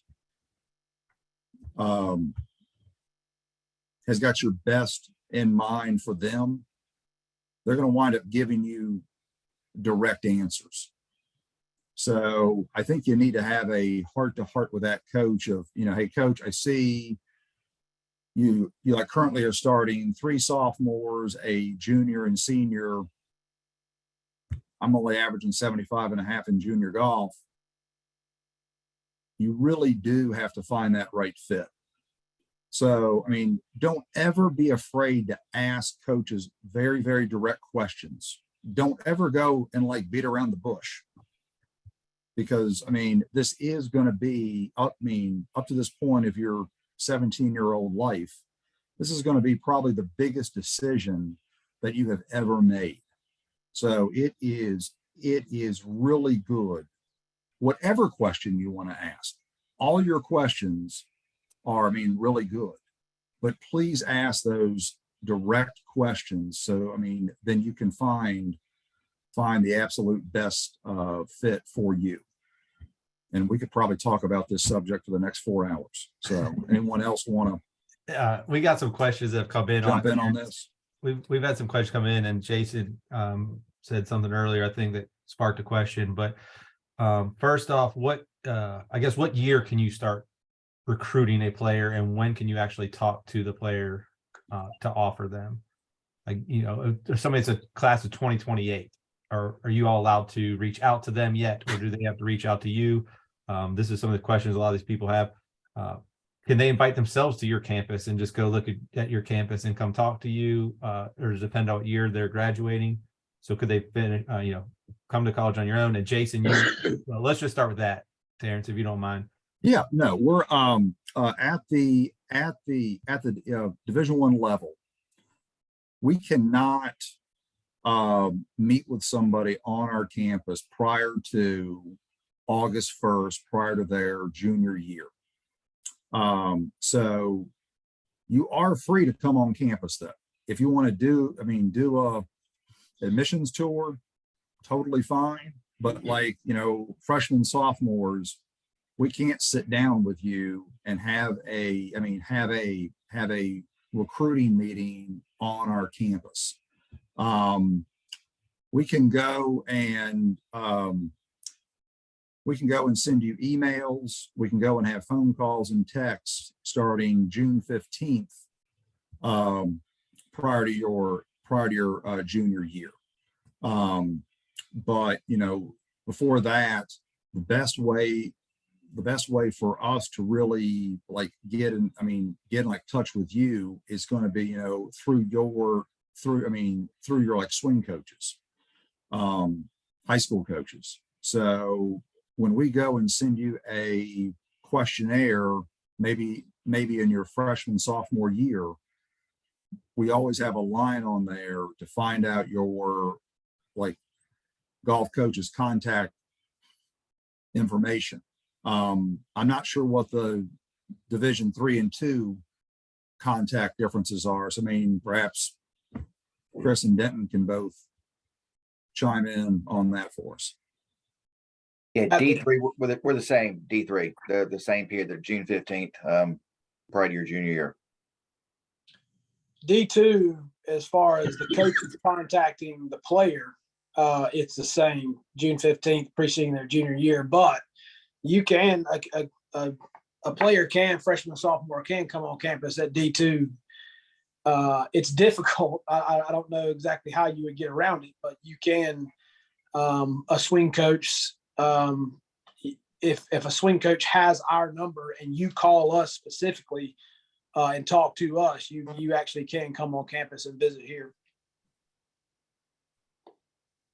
Okay, perfect. Jason, one of the questions we got earlier, you mentioned a watch list, and this question's coming up pretty often in the chat.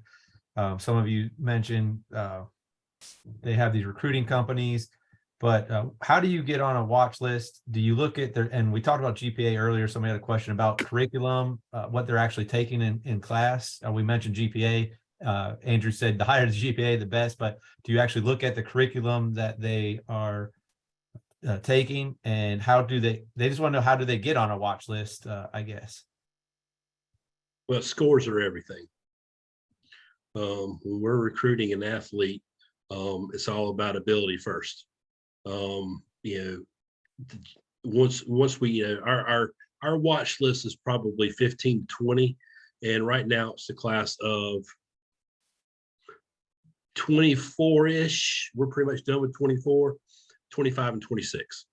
We're not looking at 27 or 28 at all. But we're just looking at, and we're also figuring, what are we losing for those classes coming in?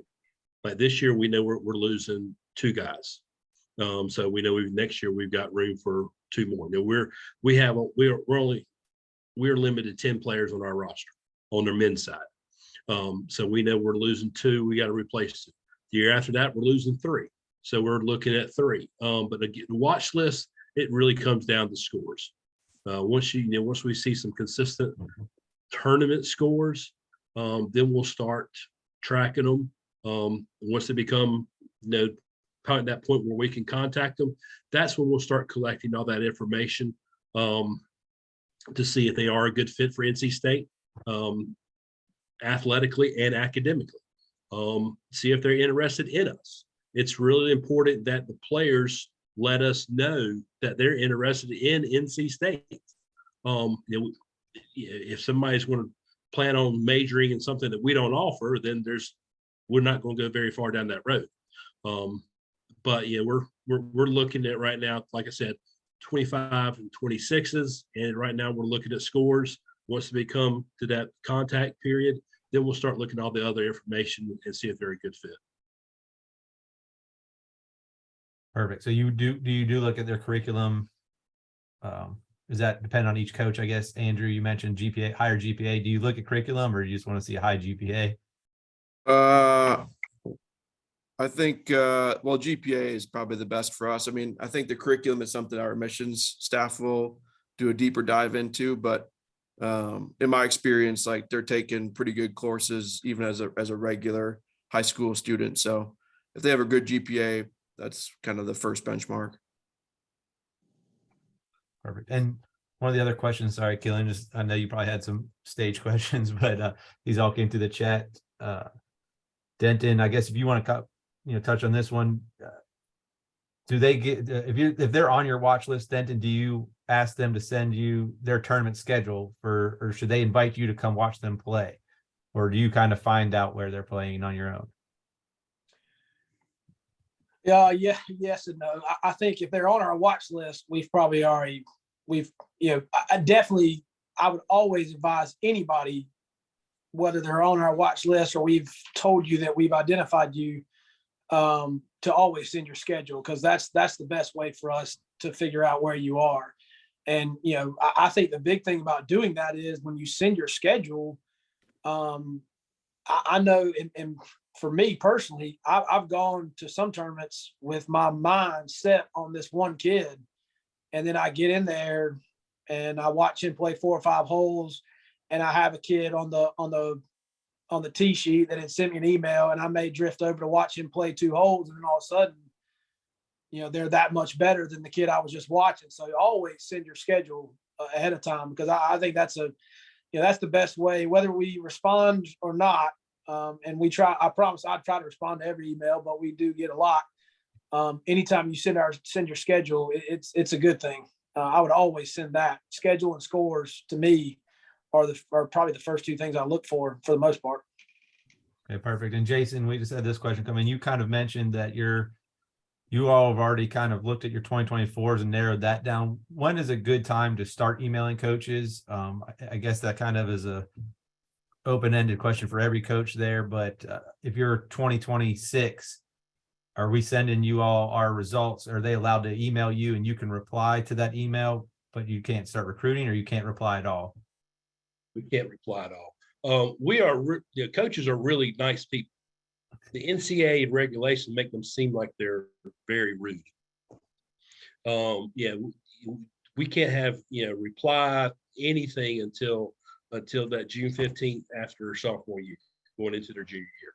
So yeah, we've got, like I said, in our email system, we've got them signed up or folded by classes.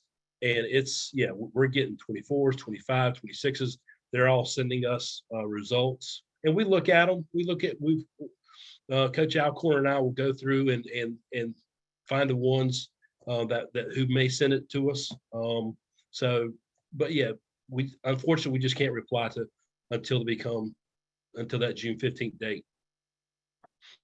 Andrew, I know you all there at Queens Division I, the same kind of recruitment idea. If a parent emails you, hey, my child shot this the other day, but they're only a 2026 graduate, you just can't reply. Yeah, unfortunately not. So yeah, like Jason's right. It does seem like we're kind of rude, but we're trying to do what's right by the rules that we're given. So, but I would say timeline for maybe me and maybe Terrence and certainly Division 2, 3, our timeline's a bit different from a recruiting class standpoint. Probably me, I'm kind of in the middle. I'm sure like Jason and Terrence are probably a little further out. We're a new Division 1 team, so we're our 23s are done obviously, but we're on 24s, and I'm not thinking too far ahead past that yet. And then obviously Chris and Denton and they can share the rest of theirs. But so yeah, our timelines are all a little bit different, just all based on kind of our levels and where we're at. But yeah. Okay, so that question did come through about you said you're still working on 2024. Denton, I know you just unmuted. So I had a question come in. The class of 2024, I think NC State had mentioned that they're kind of moved already on, but that's not every program. Denton, I guess it also has to do with how many seniors you have leaving each year, or how many players at each class you have. Yeah, I mean, we're pretty fortunate right now. We just finished up our 2024 women's class, but I would say that's probably on the rare side of things as far as being that far ahead for this class. We just got really lucky with two girls we really wanted. We're just kind of in the beginning stages of our 2024 men's class, so it kind of varies. But I would say we're similar to where Andy was just speaking of. I mean, we're done with 23.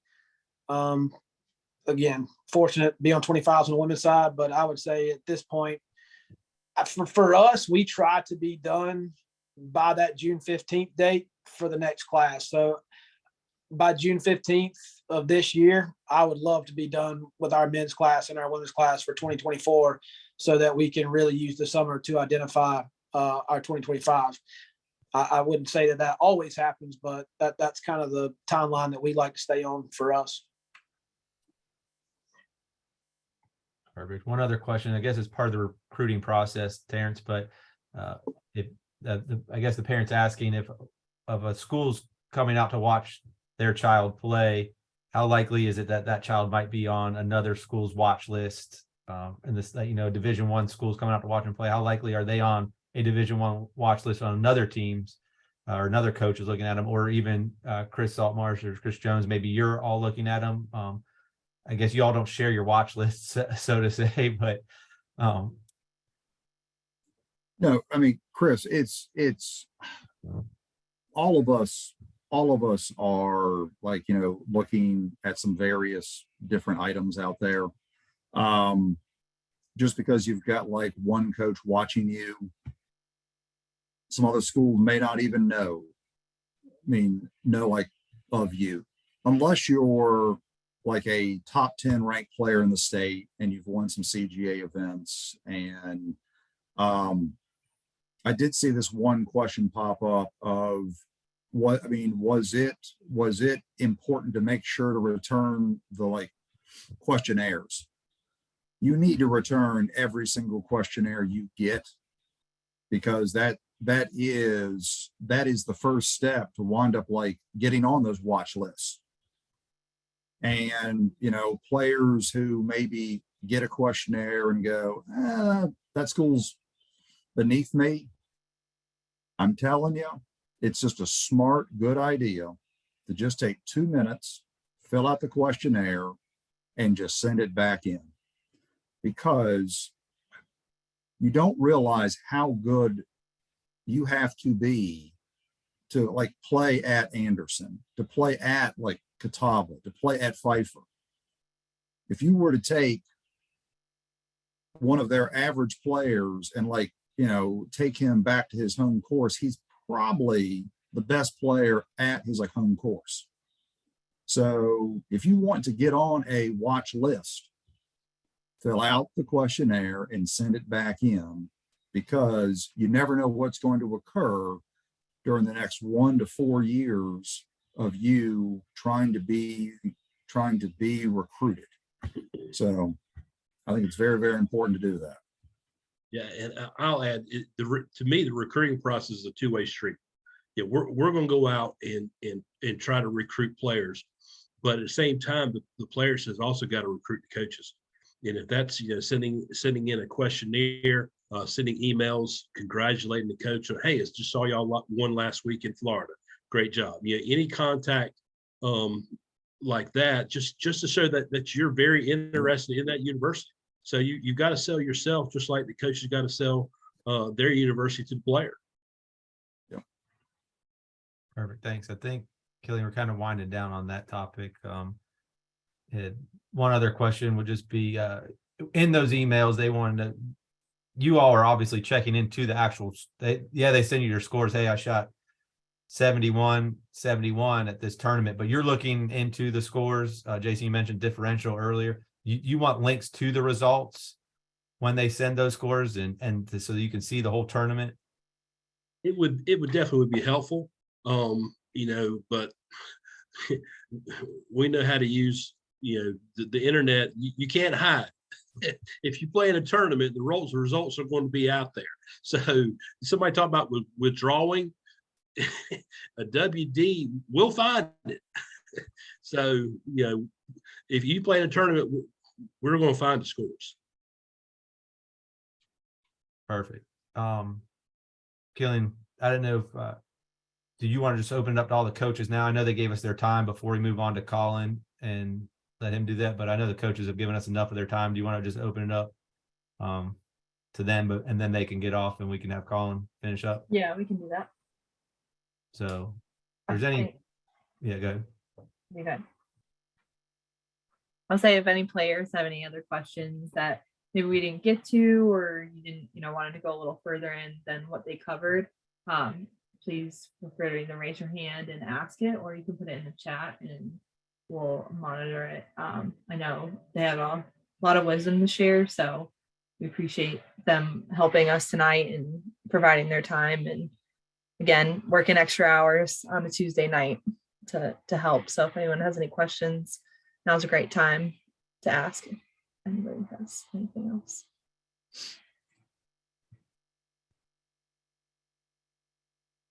Yeah, go ahead, Chad.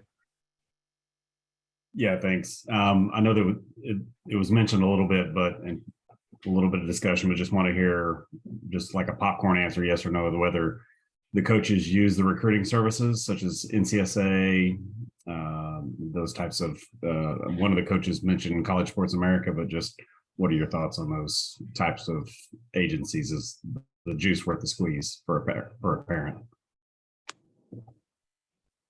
We do not on our men or women. We rely on a good, well, I should say with none of them.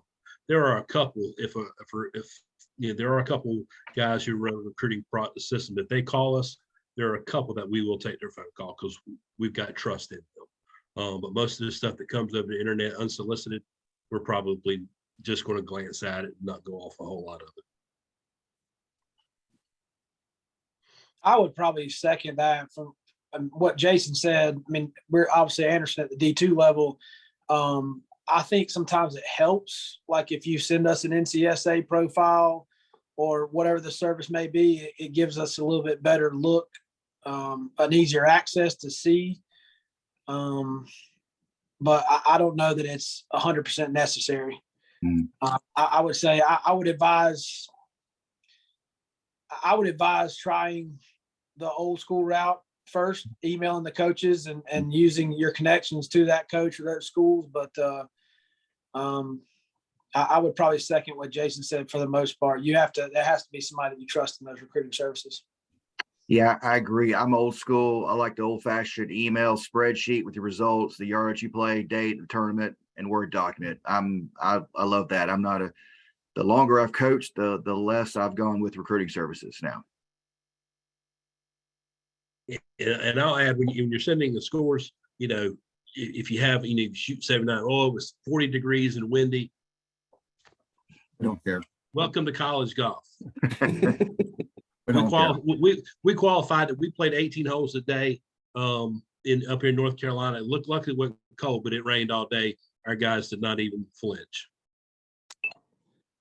Man, I can't second that enough. One of the worst things you can do in an email to a coach is send excuses. So, when we play, like Jason said, we're playing in all different kinds of conditions. So you're not going to get a ton of feel from us or sympathy from us from that aspect. And it's not a great look either in an email to a coach. If you shot 79, you shot it.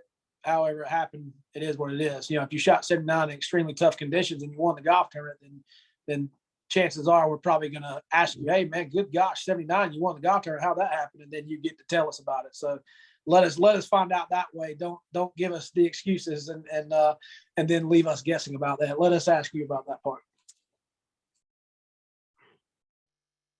Ms. Thompson, question coming in. Hey, thank you for taking my question. Wanted to find out, do you prefer the junior, the junior golfers emailing the coaches, or is it okay if the parents email you from time to time? Thank you for taking my question. The parents and the player are a package deal. We understand that. However, I think we want to hear from the student athlete more than anybody. A lot of times when we do bring them in on recruiting visits, and mom and dad are leading the conversation with the coach, and Johnny's just hanging out. We want to get to know that player, because he's the one who's going to be here for 4 years, traveling with us, practicing with us, and mom and dad's not going to be there. So we want to hear from the student athlete.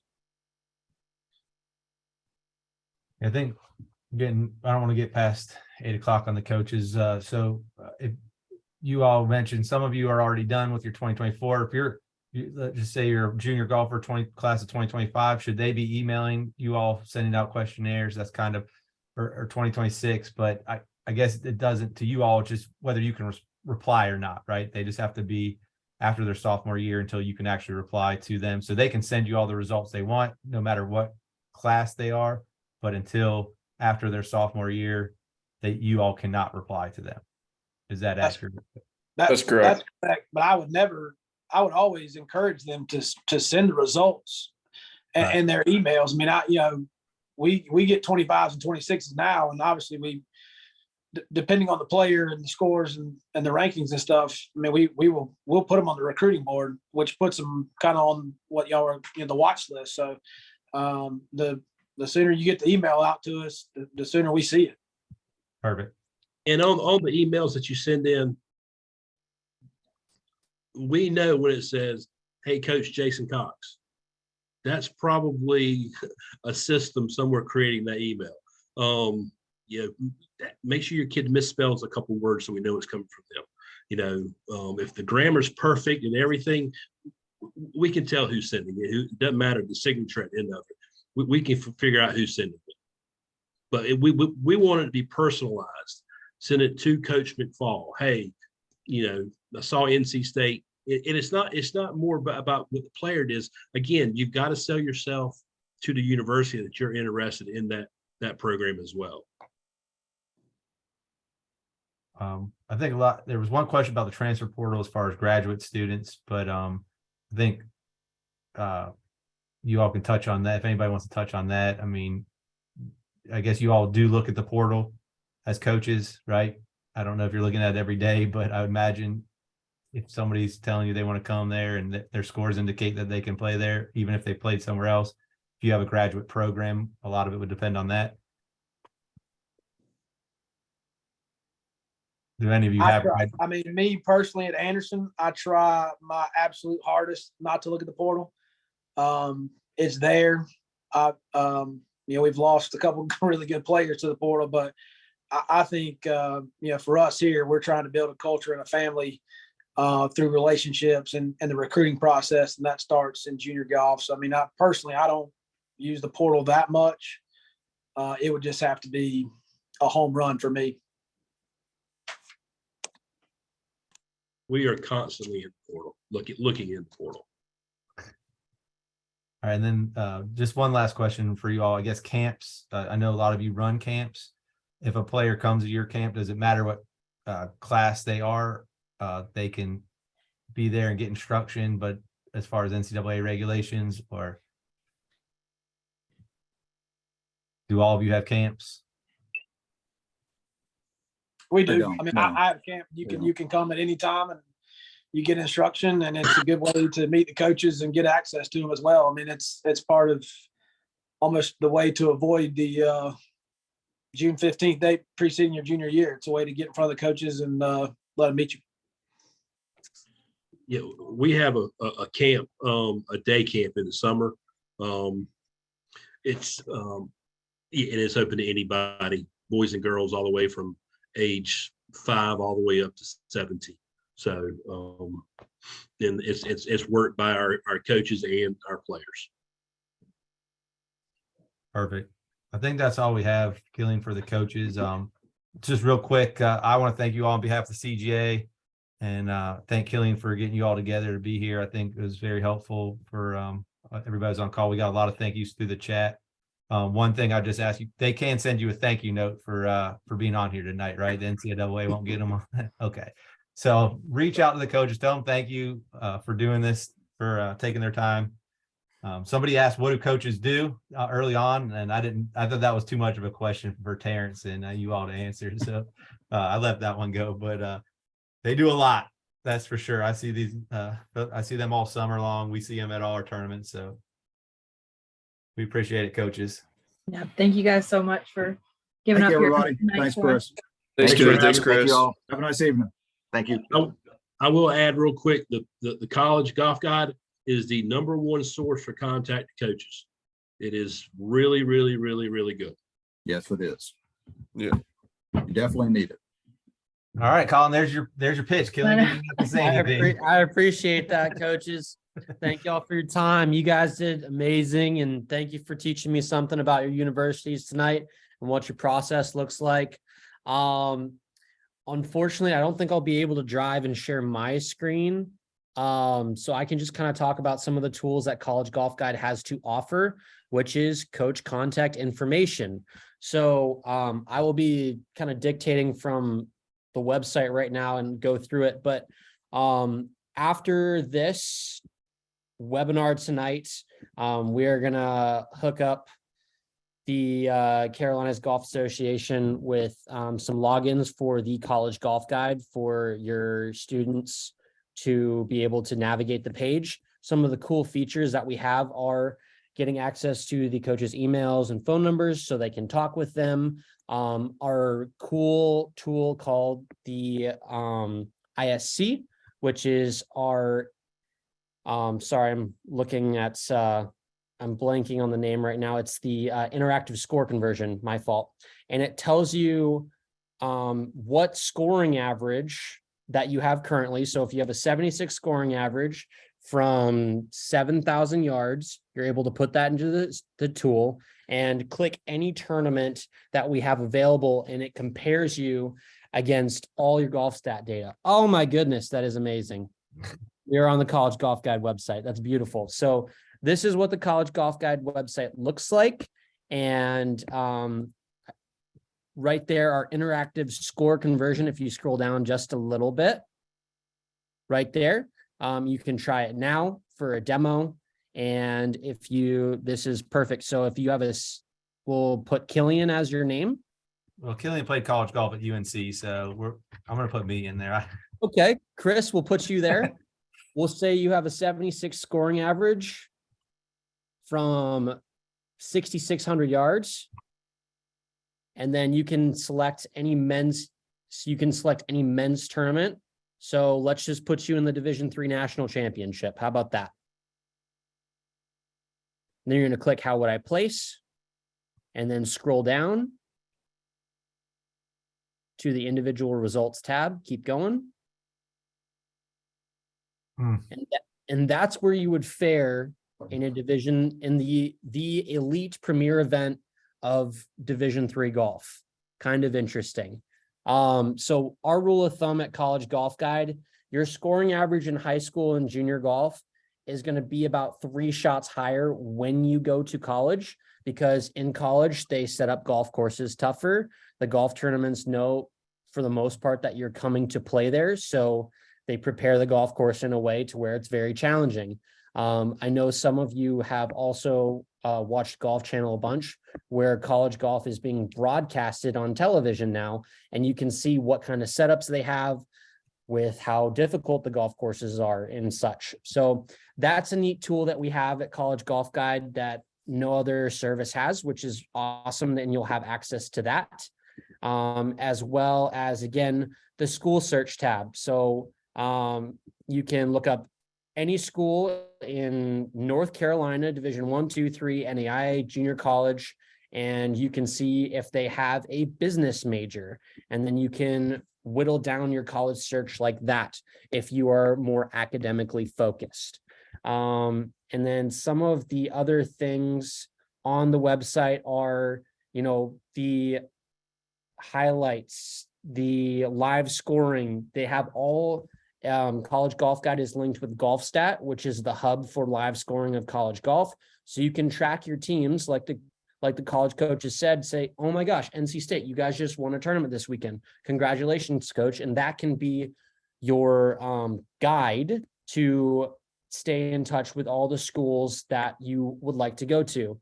Finally, we have an important reading tab of the College Golf Guide. So where to get started, how and where to compete, eligibility tests, GPA, recruiting and scholarships, and then some final thoughts on there on, what we feel is necessary to get recruited in college. So that's kind of the crash course in a nutshell, the College Golf Guide.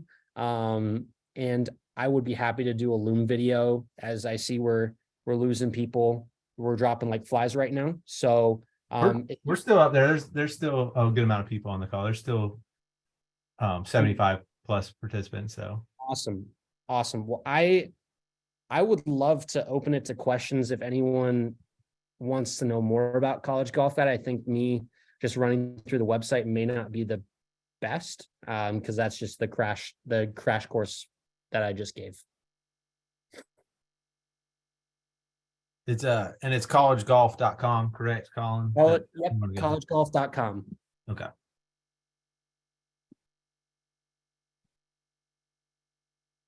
And so you want me to click on any of these links, kind of just show them? Yeah, you can just show them what the website looks like. So Mark, there is no cost. It's going to come at the cost of, being a member of the Carolinas Golf Association. And we're going to send you so if you are a member of the Carolinas Golf Association, we're going to get your junior golfer a link with a password to College Golf Guide. Awesome. That's great, Colin. Thanks for reaching out to us about this. I think it's been on our website pretty much since Jason, from the beginning of time, Jason Cox added on there and everything. So one question was, how early should they start being on there? Yeah, I mean, I guess the rule of thumb to where I see it is, maybe your freshman year of high school, you start looking, and that's when you start to kind of figure out, like, do I want to play golf in college? Do I want to play sports in college? I thought it was really neat for the college coaches to talk about, like, when you should talk to them and when you should contact them. I'd like to add a point to where if you are talking to a college coach, you need to be persistent and consistent with your communication. So don't expect a college coach to reach back out to you after you email them one time, because the question of what do college coaches do? They wear a lot of different hats. So a Division I coach, they may have, they may have different responsibilities than a Division III coach, where, a Division III coach may be a head golf coach of a men's and women's program and also an administrator at the school. So it varies in difference with coaches. And, I think with the communication, you should reach out as often as you would like to. I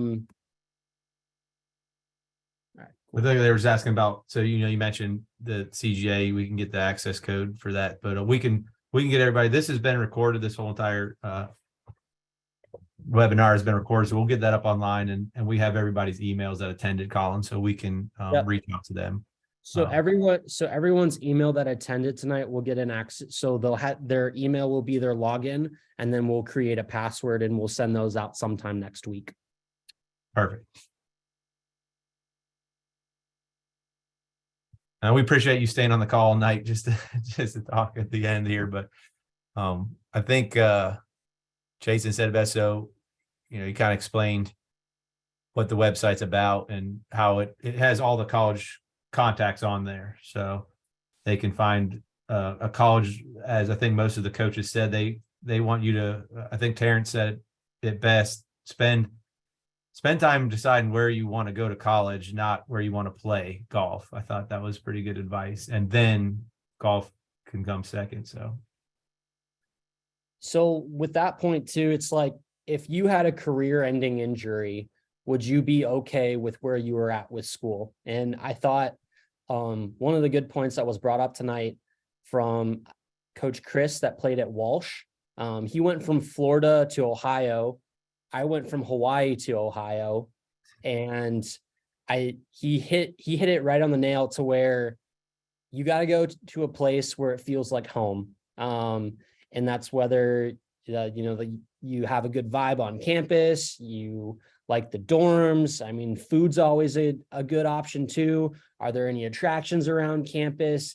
You have to live there for 4 years and you have to fall in love with the place.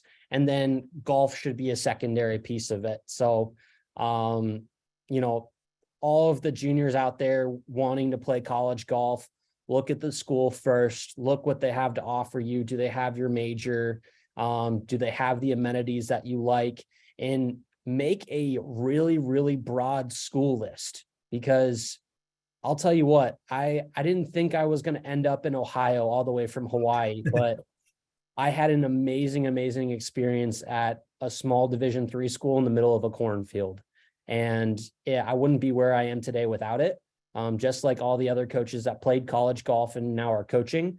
It's just an awesome, awesome journey that you get to go on. And everyone's journey is so different and so special. So just because, some of your friends are doing the signing days and signing the national letters of intent doesn't mean that your journey is any less important, and doesn't mean their journey is any more important. So go find the place that's right for you. And if you have any questions about recruiting, College Golf Guide is here to help. So reach out to us. We're here to be a resource and be a guide for anyone that needs it. And that's all I got for y'all tonight. Thanks. One last question that just came in. Does the website have the current rosters of each college as well, or just the coaches' information on there? You guys have I want to say yes. We're currently also going under some website reconstruction and redesign. So this is what our old website is going to look like for the next month and a half or so before we launch the new page. And that'll be coming soon. And again, your login information will be the same for that as for the resource. But that's a great question. And I will find out the answer to that and give that to you guys. Okay. Perfect. Killian, I think that's it. Colin, thank you so much. Killian, you want to add anything about your time at UNC and your recruitment process, or are you good, tired for the night? I think I'm good. I don't know if anyone needs to hear the washed up stories, but I do think what Colin said and what other coaches said as well is so important. I think I probably went to a bigger pond from being a smaller fish and probably should have gone to a little smaller pond. So I think I can say that now that, hindsight's 2020, but I do think that, like Terrence and all the other coaches were saying, finding a place that you think matches your academic skills, golf skills. I think my best scores are probably I was barely cracking the lineup at UNC. So I think, it's just good to be honest with yourself about that, and I think some of the most developed players that I've seen from friends of mine that were junior golfers with me in the same class were players that went to maybe a smaller school or a D2 school and had the opportunity to really grow as a player. So don't shy away from, schools like that. And there's a good fit for you out there, whatever it is. Just because your friend is going somewhere doesn't mean that's the best fit for you. And I think that's like Colin just said as well, that's kind of the beauty of the journey is finding that out. So that's kind of all I have, but I'm glad that you guys all were able to join us tonight, and we appreciate all your questions and for you guys sticking around. So thank you. And Colin, thank you for being so patient and waiting till the end. You got it. Like I said, I'm here as a resource. Happy to help. If anyone has any more questions, let me know. Perfect. Thanks, Killian, for putting this on behalf of CGA. She did all the work. But Jason, thanks for being on. These coaches just stick on even after they're asked to. So Colin, I guess you Killian's got your information. We can get that. I'm gonna stop recording. Hope you guys all have a good night, and hopefully we'll see you guys out there this summer. Thank y'all. Appreciate y'all putting this on. Thank you guys. Colin, thanks for